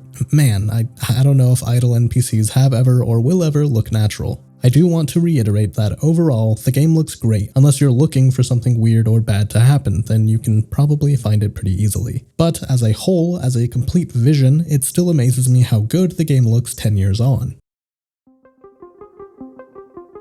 The sounds of Dying Light are aging very nicely along with the visuals. There's consistently great and detailed sound design for the world and realistic 3D audio for you to lose yourself in. Rumbling in conversations in populated safe houses, the distant screams of volatiles finding new prey at night, deep explosions and punchy gunshots in combat, it all sounds great and I don't have anything to detract from it. I really want to give special praise for melee sound effects. Those pipes bashing in skulls sound disgusting, so thanks for that. I really needed to feel like I was getting coated in brains. The soundtrack for the game is top-notch as well, composed by Paweł Blaszczak, a consistent heavy hitter for video game OSTs. The music throughout the game has a surrealist quality to it, created with synthesizers for an electronic feel with a foreboding tone. Some of the songs feature throat singing and chanting to play into the cultural themes of a fictional Hellraid with an Eastern European history, which I think is a great decision that somehow blends perfectly with the electro-synth beats. It's a fantastic soundtrack. Here's a brief clip from one of my favorite tracks in the game.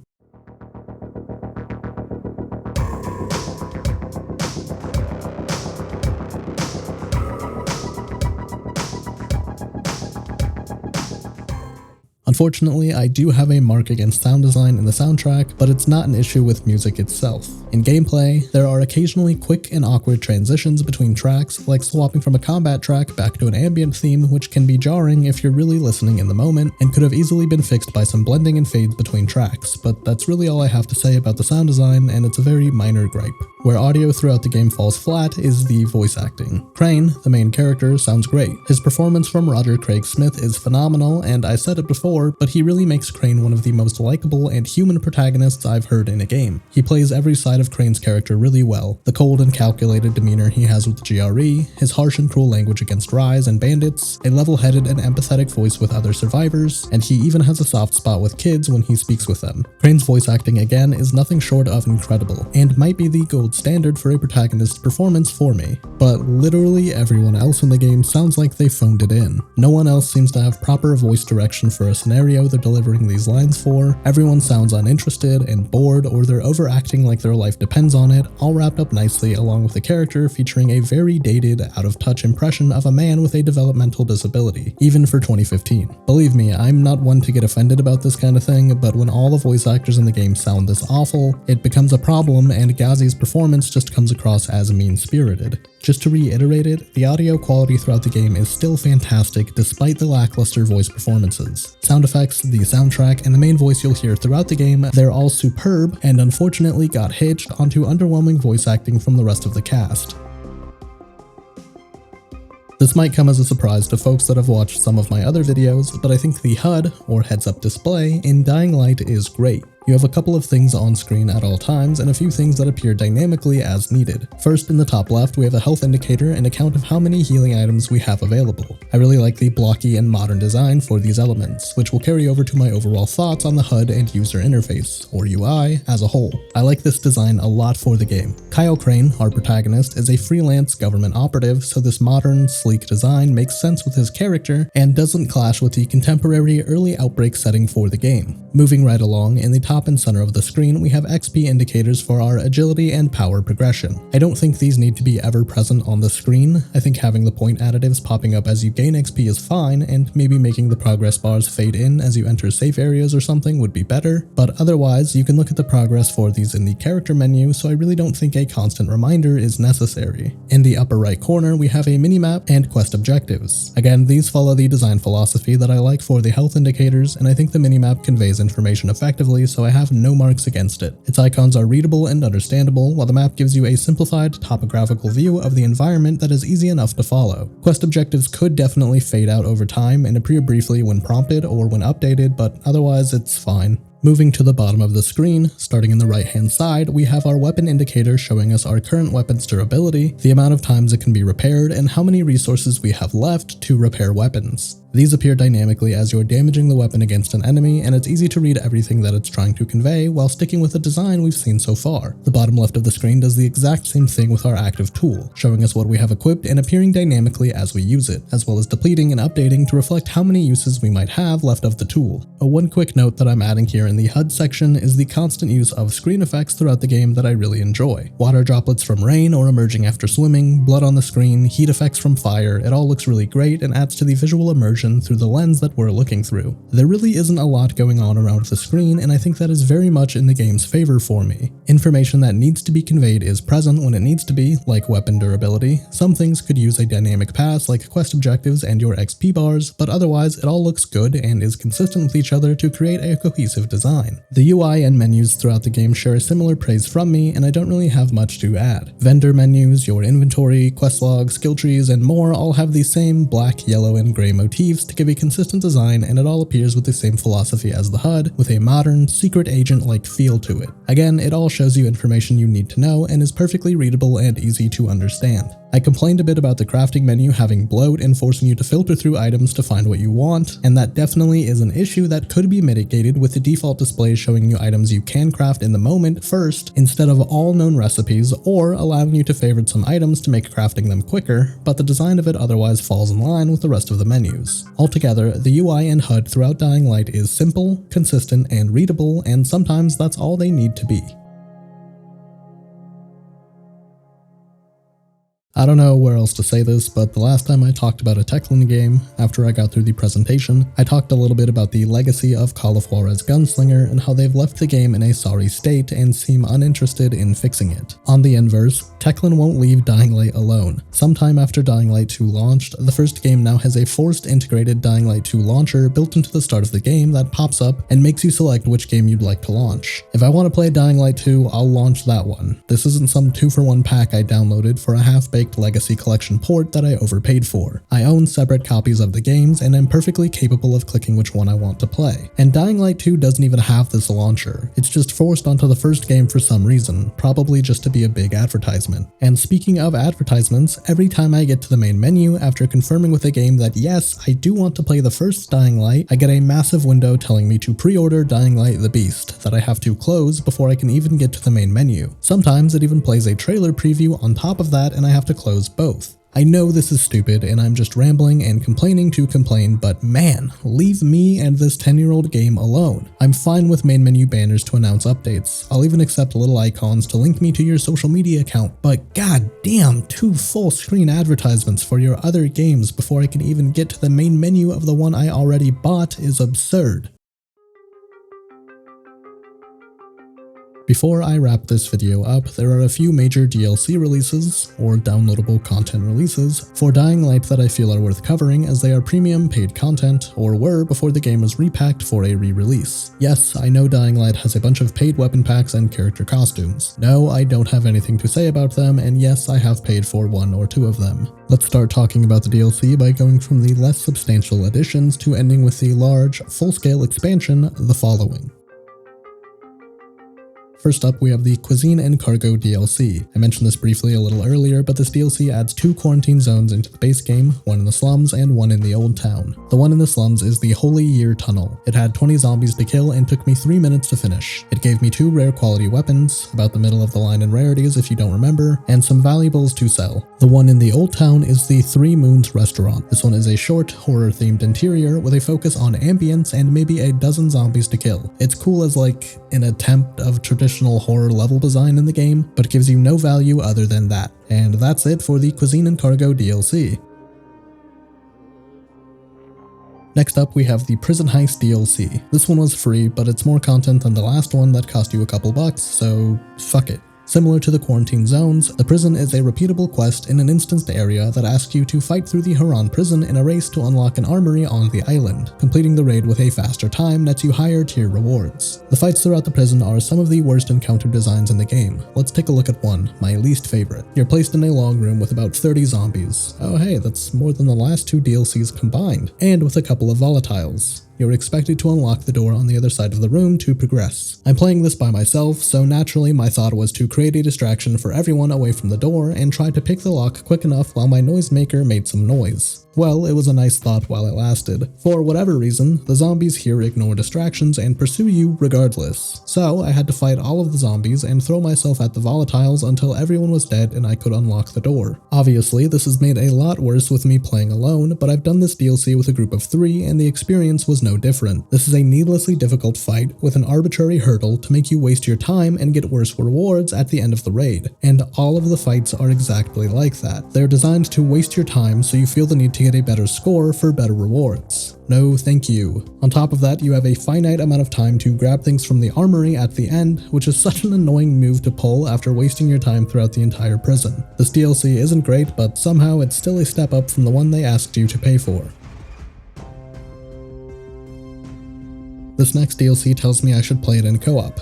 Oh, I would never do that to my friends. The Bozak Horde DLC is another instance zone, this time with a set of timed trials with your group having 3 attempts to complete an entire run of all of them. The trials throughout the DLC are checkpoint races, locating specific packages to stop timed bomb detonations, and killing zombies in allotted time frames. Those 3 objectives are repeated over and over and over. There is one part that makes you play basketball with propane tanks. That was kind of fun, but it was an outlier and the only one that deviates from the rest. It took me about 30 minutes to run through Bozak's trials, and at the end, if you're in co-op, I think you're supposed to fight each other for a grand prize or something. But since I was alone, I just got sent out of the DLC with my rewards. The reward for finishing the DLC, I don't know if your time determines what you get, are redeemable tokens for premier tier weapons in the base game, which is an alright reward if you bother to complete these trials before you're wrapping up your video on the game and have completed all the other content.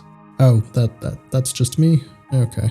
Yeah, these rewards would be fine in a normal playthrough. I can't complain too much. You can also unlock the Bozak bow, which is a more powerful variant of the bow that you can use in the base game. This DLC is fine. It's the only one I think is worth your time other than the following expansion, but only because it can be completed very quickly and sets you up nicely with some good gear in the base game. I don't think it's very fun to play, but I do like the setting for it. It's all inside of the Haran Stadium, so you're jumping around a collapsed football field inside the stadium's concourse, and it all looks nice, but again, you're stuck doing repetitive objectives. Taking a look at the Steam reviews for this DLC, I'm very surprised to see a lot of people complaining about the difficulty of the trials because I think they're all super easy. In fact, I think the hardest one is the propane tank basketball. You can use guns you find in the trials and just shoot everything that moves, and the checkpoint races are super lenient with how much time you have to complete them. I really don't know where that difficulty complaint comes from. Maybe it scales with more players? The DLC seems pretty painless to get your hands on some free high-tier loot.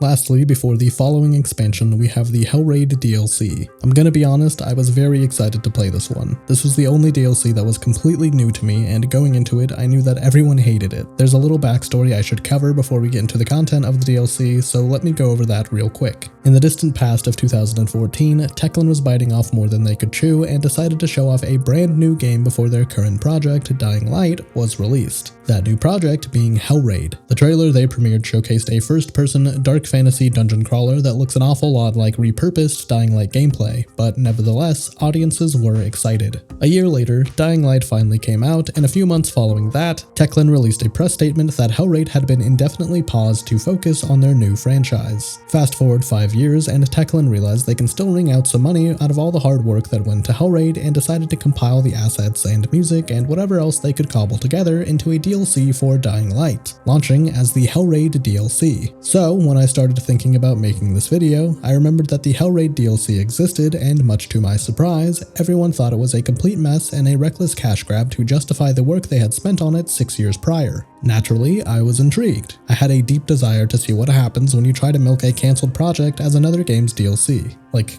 come on, how often does this happen? Saints Row 4 was like the opposite of that. Hell, The Beast, the new sequel, is a DLC that became a full game. With all of that out of the way, let's see what Hellraid was, or is, all about. Beginning the Hellraid DLC in 2025 starts you in Story Mode, a hastily scribbled narrative sequence that tries to explain what's going on in the world of Hellraid to justify the main mode that originally launched, Raid Mode. I only played through Story Mode as I figured Raid Mode was the exact same levels and sequences minus the occasional voiceover and the guest appearance from a static model that I'm supposed to believe is a living, breathing person. And I was right. I dipped into the Raid Mode for about 5 minutes and was on the same exact path that I had just played through before. So let's talk about Story Mode. We wake up inside of a dungeon to the sound of a voice speaking to us and warning us about delving into the temple. We ignore the voice and continue deeper, finding some rocks that break an ancient seal or something. Honestly, at face value, with the context of this being a cancelled project, Hellraid looks pretty good. It has entirely unique assets for its levels and new models for all of the enemies, along with an original soundtrack to back the whole thing. That is where my praise ends though. Playing through Hellraid is miserable. Its endless objectives to kill all of the enemies in a room that forces you to only engage with the power side of your abilities. The rooms very rarely have any consideration for agility gameplay, meaning a lack of environmental traps, and very little to climb on to avoid enemies or to try and control crowds. On top of that, just like my issue with most special infected, every enemy but the basic zombie completely ignores stun attacks and agility maneuvers, so you're forced to just whack things until everything dies, and it goes on like that for about 2 hours. The levels in Hellraid again look fine. The tiles and pieces here used to create the environments don't look terrible, but everything is just this tomb, and it's all grey stone blocks for the entire runtime. It gets really old very quickly, and it's just a linear walk to the end of the level every single time, with again those kill everything objectives barred by mystical doors that ask you to hold the interact key on a rock for a few seconds. It's boring to look at, it's boring to play, the music is alright, and I'm not having any fun.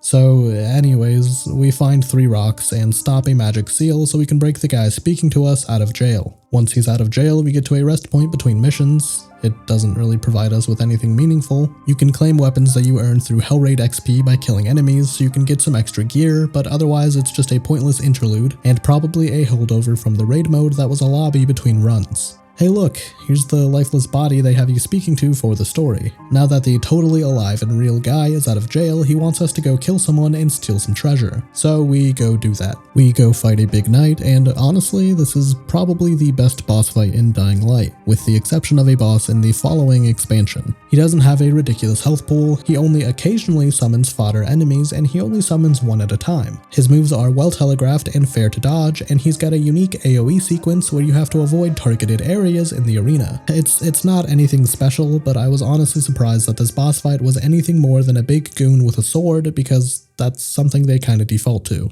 Anyways, with the big knight dead, we win, and the DLC is over, and we're told to keep waiting for more story updates to come. Apparently the last update to Hellraid was in 2022, so I'll be patiently waiting here to fill you guys in on the next story update.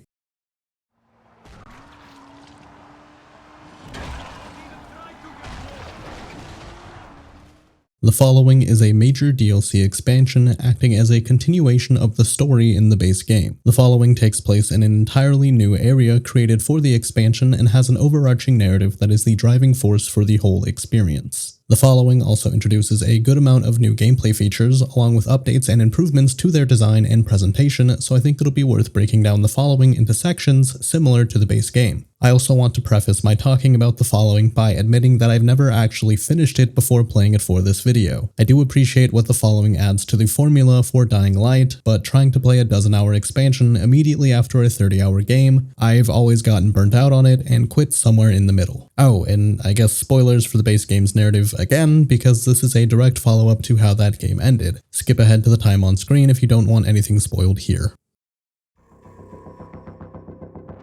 The story in the following is underwhelming. It is interesting to see a direct thread following from where the game's story originally ended, but how the following chooses to handle its pacing for the story makes it boring, and when looking at the story without all of the padding in between, it's extremely short with really only a few minutes of new story content. You'll see what I mean in a second. The following starts us off with an intense scene of Crane talking to Lena, a doctor working in the tower, and their attempt to save a stranger's life. Lena tells us that the man told her about a group of people who can't get infected and have subdued the zombies. Crane is skeptical, but Lena found a map on his person that shows a route outside of Haran to get to the countryside, where the following will take place for the next dozen or so hours. Lena tells Crane that the tower is running out of antizin, so if there's any truth to what the man is saying, she wants Crane to head out to the countryside and find out if there is a way to stop the infection. The dying man lunges for Crane and tells him to stay out, mumbling about someone called the Mother until he succumbs to his wounds. We pick back up with Crane ignoring the man's warning and following his map to outside of the city. Climbing through the mountain path, we make our way down to the ground and search for any signs of life in the area. Eventually, we find a walled-off farm, and we're greeted with suspicion at the gate. The man watching the entrance tells us to look for someone named Jasir. We find him speaking to his daughter Ezgi, and when we mention that we're looking for the people that are immune to the virus, he shuts down the idea and tells Crane to head back to Haran. Leaving the building, we're greeted by another man, Khan, an outsider to the people at the farm who offers to tell Crane what he knows about the countryside in exchange for Crane working for him. Khan tells us about a car we can steal from some bandits nearby to help us move around the countryside, so we head out to get the vehicle, and when we return, Khan has been run out of the settlement. Ezgi, again Jasir's daughter, tells us that Khan was strong-armed out of the area and that no one around here trusted him, and they definitely don't trust Crane. She suggests that Crane could convince folks to trust us if he helped out with their drinking water since it's been polluted and needs to be filtered, but some bandits have taken over the area. So we head out to clean up the water treatment plant and switch the filtration pumps back on. Coming back, Jasir is suddenly much more talkative about what's going on. Jasir tells us what protects them from the virus is their faith and belief in the Mother, believing that this someone protects them from the virus with their devotion. Crane is skeptical but wants to speak to the Mother to see if there's anything she can do for the tower, and Jasir tells us that the Mother and her acolytes, the Faceless, only talk to people that they trust. Which leads us to my biggest problem with the following expansion, its pacing with the narrative. This interaction with Jasir before the water pump mission and after it is a microcosm of the DLC at large. Over and over we're asked to complete missions and side quests unrelated to our main goal to build up a new trust mechanic to unlock new story missions. Every side quest or event nets us a little more trust until we pass specific thresholds that mean the Faceless will agree to talk to us, which means that the following DLC is mostly side quests and distractions for you to earn the next story content. I think there are 6 story missions total after completing the prologue with Jasir and the water pump, each of which will ask you to raise your trust level before you can begin the next. I really don't like this framing for progression of the main story. Narratively, I get it. Crane is a stranger to these people, and they want to see if they can trust him. But for the player, this means there might be an hour or two of breaks from the main story to build up that trust, which doesn't create a very good flow for storytelling to me. Yes, there are side quests in the base game. And yeah, you can pivot away from the story to pursue side content, but that was always optional. If you really wanted to, you can hammer away at the main questline in the base game with really only a few breaks to simulate the passage of time that you can speed up just by sleeping in place of doing other content. I don't enjoy playing through the story of the following because of all of these breaks. It's exactly what's dissuaded me from finishing the expansion twice before this video. So this time I maxed out my trust level before I pursued the next story mission, and that worked fine for me. I chipped away at side quests for about 10 hours and got all the notes and coverage I need for the gameplay side of the expansion. But then I was able to wrap up the entire main questline in around 90 minutes, which didn't feel very good to play and definitely definitely felt poorly implemented with the pace of the story. Obviously, the pace was bad because of how I interacted with the trust system, but this is a cause and effect of my dislike of the initial framing for how the main missions are doled out, so I think it's a bit of a catch-22. Either I space out these missions with potentially 2-hour breaks, or the Faceless call me every 30 seconds to tell me how much they trust me now. I think sticking with the passage of time between missions from the base game would help this pacing feel a lot better to me, leaving it optional for the player to pursue side content or to keep on with the main story by sleeping or otherwise. Eventually, once you have a high enough trust level, Jazir will ask Crane to come back to his farm and speak to one of the Faceless. He gives us a crossbow and tells us to level up our trust some more. Once you meet that threshold, Crane gets called to a ceremony at a temple up in the mountains. Arriving at the temple, we see a ritual being performed by the Faceless for their followers, including Khan, who has been fully indoctrinated into their teachings. The ritual has the Faceless leading a prayer surrounded by docile zombies that seem to be controlled by a blue vapor that the Faceless are spreading. One of the Faceless, who we'll now be calling the Acolyte as he becomes our point of contact, takes Crane up on the stage after letting him breathe in a strong dose of the blue mist. Crane is hesitant to stand around the zombies on stage, but like the Faceless, the zombies leave him alone. The mother begins to seemingly channel a message into Crane's brain, telling him that he is special and that he and her destinies are intertwined. As Crane falls unconscious, the mother asks Crane to believe in her as she believes in him. The next time we hear from our friend the Acolyte, he tells Crane that he's heard of a strange phenomenon in the countryside that sounds like a leak of the blue vapors that they use for their ceremony.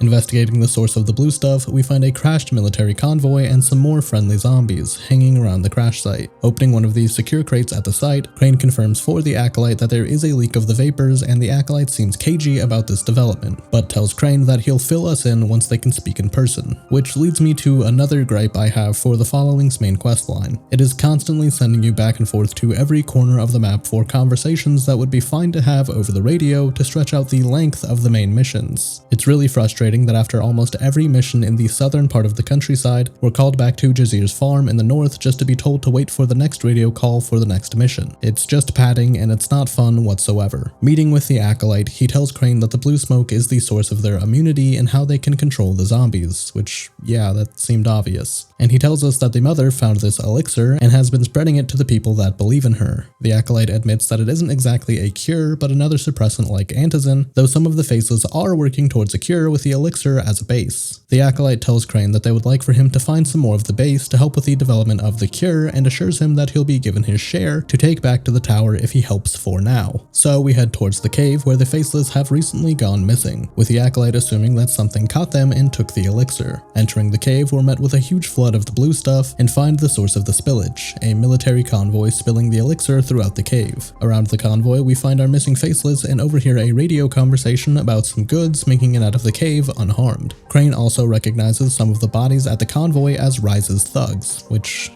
I don't know, seems real convenient and pointless to give us some human opposition out here. The Acolyte tells Crane that he'll look into tracking down Rise's men so Crane can focus on the stolen elixir, and eventually, we get another call asking Crane to check on another follower, a man named Attila who is working at developing the cure. Attila wants to redirect Crane though and gives us a lot of busy work to again draw out the runtime of these main quests. Attila asks Crane to track down and follow some paintings that show the origin of the Mother and the Faceless's teaching, following a prophecy to lead Crane to finding a mask for Attila to try and replicate what the drawings depict. With the mask, Attila kills himself to manifest as the chosen one in the prophecies, but he just dies and nothing comes of it. Again, this was a very pointless detour in the story. If we just wanted Attila's research, we could have gotten it after we met him and avoided driving around the map for 10 minutes with vague exposition in the rock paintings. I get that this is setting up the prophecy and calling back to what the Mother said about her and Crane's destinies, but I think it could have been handled a lot better without the pointless running around and the payoff being the death of an otherwise pointless character. These paintings could have just been around the map and we could radio into Jazir or Ezgi or whoever else and they would fill us in on the prophecy as an optional bit of setup to the grand reveal with the Mother. Anyways, we bring the mask and Attila's research on the cure back to Jazir to pass along to the Faceless, and what do you know, they've got a new lead for us to follow. Rise's men have been spotted in the the area and have taken a member of the Faces hostage to presumably get more information about the elixir out of him. So we go kill the bandits. We find the Acolyte and he tells us to head to the lighthouse to stop Ryze's men from stealing the elixir and confronting the mother about how to use it. Arriving at the lighthouse, we meet Khan, the smuggler that we met when first arriving to Jazir's place. He tries to lie about working with Ryze's goons, but his radio outs him and he calls his men to come kill Crane. They go a little overboard with taking out Crane, blowing up the lighthouse and killing Khan in the process, but we survive and collect their samples of the elixir. Unfortunately though, Ryze's men are heading to the hydroelectric dam in the area where the mother has been hiding out, again wanting to use her to get the immunity from the vapors. So we race down to the dam and beat them to chat with her. She trauma dumps on us about the initial outbreak. Apparently she was the wife of the highest ranking military official in Haran, and when he got bitten and was too far gone to save, he gave his wife the elixir and told her to head to the dam to find some more, or something. She was infected too, and when she drank the elixir, it turned her into a sentient volatile, one part night hunter, one part still human. The mother tells us that any exposure to the elixir will slowly turn anyone, drinking it just accelerates the process. So anyone that has breathed in the vapor is too far gone to be saved and will eventually turn themselves, creating a whole new league of super infected. So the mother wants to bring to life the prophecy that we followed earlier and use Crane to channel the god of the sun, or more specifically, use a nuclear explosion to wipe out Haran and save the world from the infection spreading. With the mother asking Crane to bomb the city, we're given a diverging path of two options to see two separate endings. Let's go through the first and blow up everything. It's a very short sequence of Crane punching in a nuclear code on a warhead hidden here in the dam. The mother talks a bit more about the prophecy and believes that Crane is helping her perpetuate what was always meant to happen, a way of Crane siding with the mother and potentially sacrificing Haran for the safety of the world. The other option has Crane defying the mother and ignoring her warning about the elixir turning people. She decides to give Crane a first-hand look at what the elixir does and forces him to drink some of it. We fight the mother, and this is the only boss fight that feels well designed in the entire game, other than the end of Hellraid. The mother takes advantage of the hallucinatory state that the elixir puts Crane in, and it's a very psychedelic fight against her teleporting around the arena and summoning apparitions of herself to distract Crane. I know I complained about the endless use of fodder enemies in these fights, but these ones are A, interesting because of the narrative pretense of Crane being drugged, and B, they go down in one hit, and are really meant to play into the power scaling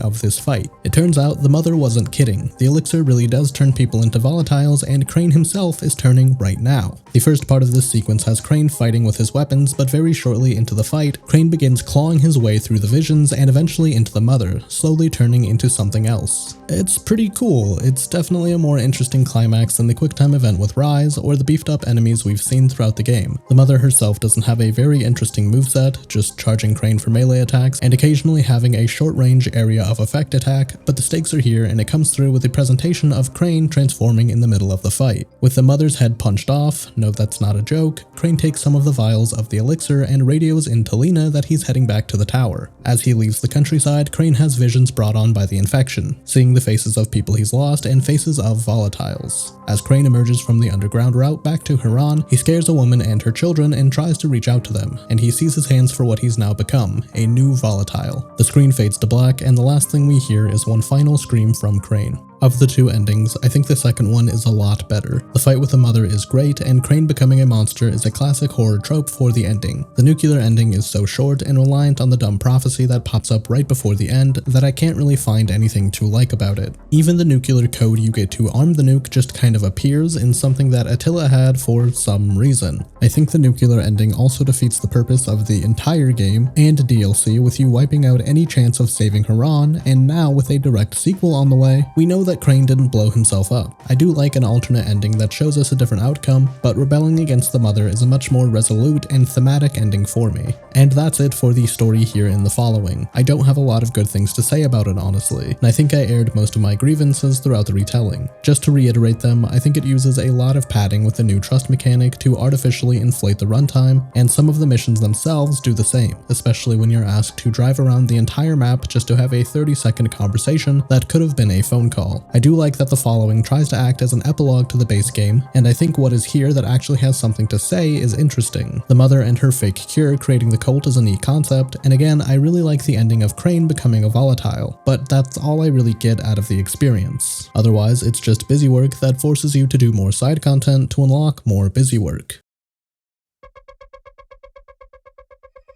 Like I said in my opening for talking about the following, the expansion adds a good amount of new content and updates to a lot of gameplay elements found in the base game. Like the biggest addition, the buggy. You get the buggy almost immediately in the following, and thank God for it because the map is entirely designed around constant use of the vehicle. The buggy is fast, handles well with a lot of weight to its movement, and overall just a lot of fun. Throughout the expansion, you'll upgrade the car with various components like upgrading the acceleration and brakes to make handling the buggy faster and smoother. You'll also have to take care of the car with repairs to those components and managing your fuel, both of which you can now do easily by scavenging vehicles for parts and gasoline. Again, I really like the car, and the progression with the components make it fun to upgrade, and those upgrades are very tangible in gameplay. Your car will just feel better to drive by the end of your time in the countryside. What I dislike about the buggy, and the following as a whole, is that it entirely detracts from the parkour movement that was a constant in the base game. I understand wanting to mix things up, but since you'll be driving from point A to point B, you won't have much use of your agility training throughout the DLC,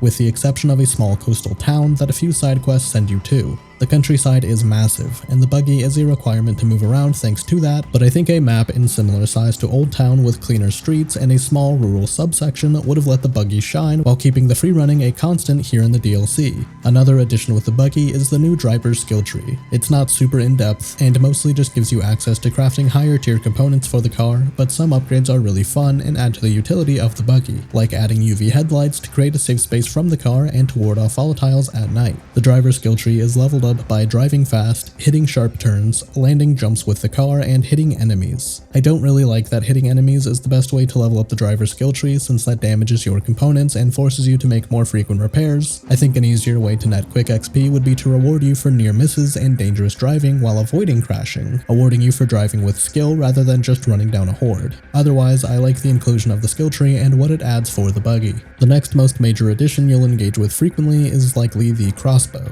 handed to you with main quest progression. I like the crossbow a lot. It's much more powerful than the regular bow, and its additional bolt types are more interesting than simple elemental effects, like the stun bolts that shoot out flashbangs to stop and stun enemies. It shoots a little slower than the bow, but it's still silent and deals more damage, so all around I think it's just a leg up from that. I enjoy using it and actually continue to use it after I first got it. Next, I want to talk about some of the side content throughout the following, which again I think is an improvement from what the base game has to offer. You have traditional side quests with minor stories from survivors, but there is more interesting minor content out here too, like the volatile nests. Similar to how they function in the Night Hunter invasion, you're asked to enter a volatile nest and clear out the hives to clear the area of volatiles. I don't think it actually lowers the number of volatiles in the area, but they're fun, quick dungeons with decent loot that net you a lot of XP and trust. Or the missing persons requests. They're unmarked objectives that ask you to find out what happened to people when you find a posting on a bounty board. These are very minor interactions, just Crane turning over a body and radioing in that he confirmed a corpse, but I like them for the setting of the game, and I really enjoy that you just kinda happen upon them if you take up the missing person poster. With the buggy, we also get Bilal's races and challenges. New challenges similar to the agility and power courses that ask you to complete objectives inside of your buggy, like killing a certain number of enemies or completing timed checkpoint races. I like these fine. They hit the same chord that the other challenges do and net you a lot of driver XP on top of it. They don't do anything too crazy or exciting, but they're fun enough distractions to find in the world. Lastly, we have Freaks of Nature. These are new world bosses that appear in set locations and ask you to take them out for large gains in XP and trust. They're just big special infected with huge health bars, so I don't have much to say, and this is usually how fighting one of them goes.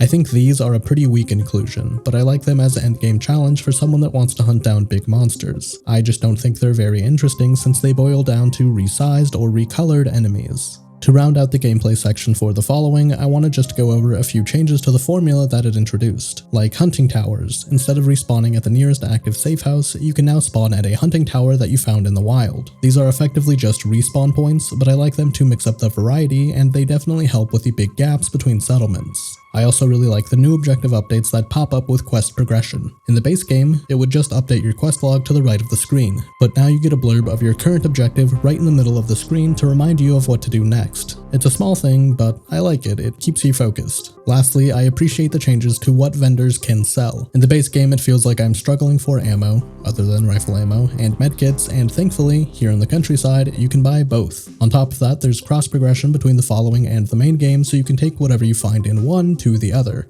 Altogether, I think the addition of the buggy and the crossbow are likely what makes the following stick out in people's minds. The buggy is undeniably fun and a massive change of pace from the base game. A bit too much of a change for me, but I get it. And the crossbow is a staple for the zombie genre now, so naturally everyone likes it. A massive new map for a DLC is always something that people will approve of, but I think the following ends up falling flat for me mostly. The story that it's actually trying to tell isn't very good. The progression of the main questline is staggered by an annoying new trust system. The buggy detracts from one of the core pillars of the game that make it feel unique, and at the end of the day, it really feels like the entire DLC is a justification to add a drivable car.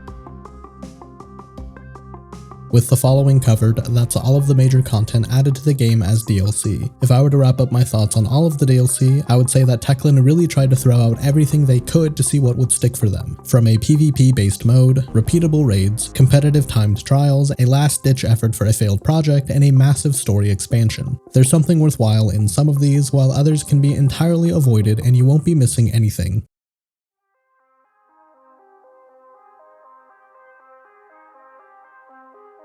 And that's going to be a wrap on my thoughts with Dying Light. It has an incredibly fun core of first-person melee combat, mixed with movement that doesn't reach its full potential, a story that tries to preach a message it fails to deliver, a constant stream of frustrating design that's so close to being great, a slew of updates and extra content that ranges from awful to pretty okay, wrapped up in a fascinating package of dual gameplay provided by the day and night cycle. I don't think I've played another game that misses the mark on so many pieces that still drags me in with a great foundation like Dying Light can. There's really nothing quite like it that hits the same marks of satisfying combat, fun movement, and dual gameplay, not even in its sequel. Hopefully the Beast can meet or exceed what Dying Light managed to accomplish 10 years prior.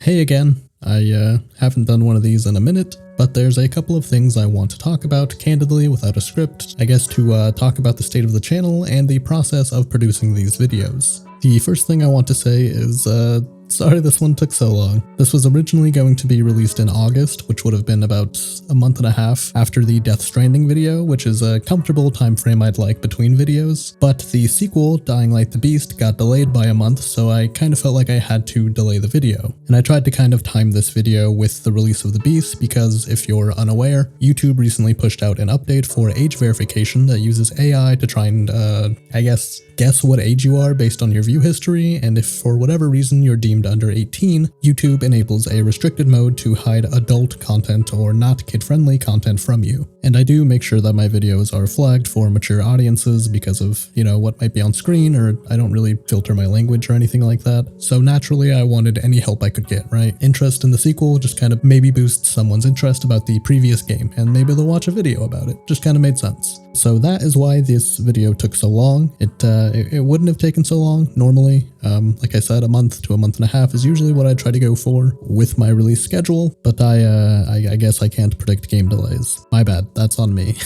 But also piggybacking off of the restricted mode and kind of my content maybe not being so visible to you, I also want to say that I'm going to be a little more active on posting on some social media accounts that I have for the channel. I have a Twitter account and a Blue Sky account. I don't really use social media, so it's not going to be like somewhere where you can see some hot takes on games that I'm not covering for videos, or I don't know, my extremely ignorant take on the political landscape these days. It will solely be updates about my videos and when they are posted. So you can go follow me there if you're interested. No pressure whatsoever. I don't really care about those accounts. I want to just like solely use YouTube, but at the same time, community posts suck. No one can find them, and I don't know where you actually do find them as a viewer. You have to go to my channel to find them if you didn't see them like minutes after they were posted. But I do have those accounts in case I needed to or wanted to post something, and I'm kind of backed into a corner with all of this restricted mode stuff. I think that's about it. I'll have a link to those accounts in the description if you're interested, but otherwise, thank you again so very much for watching, and I hope to see you for the next video.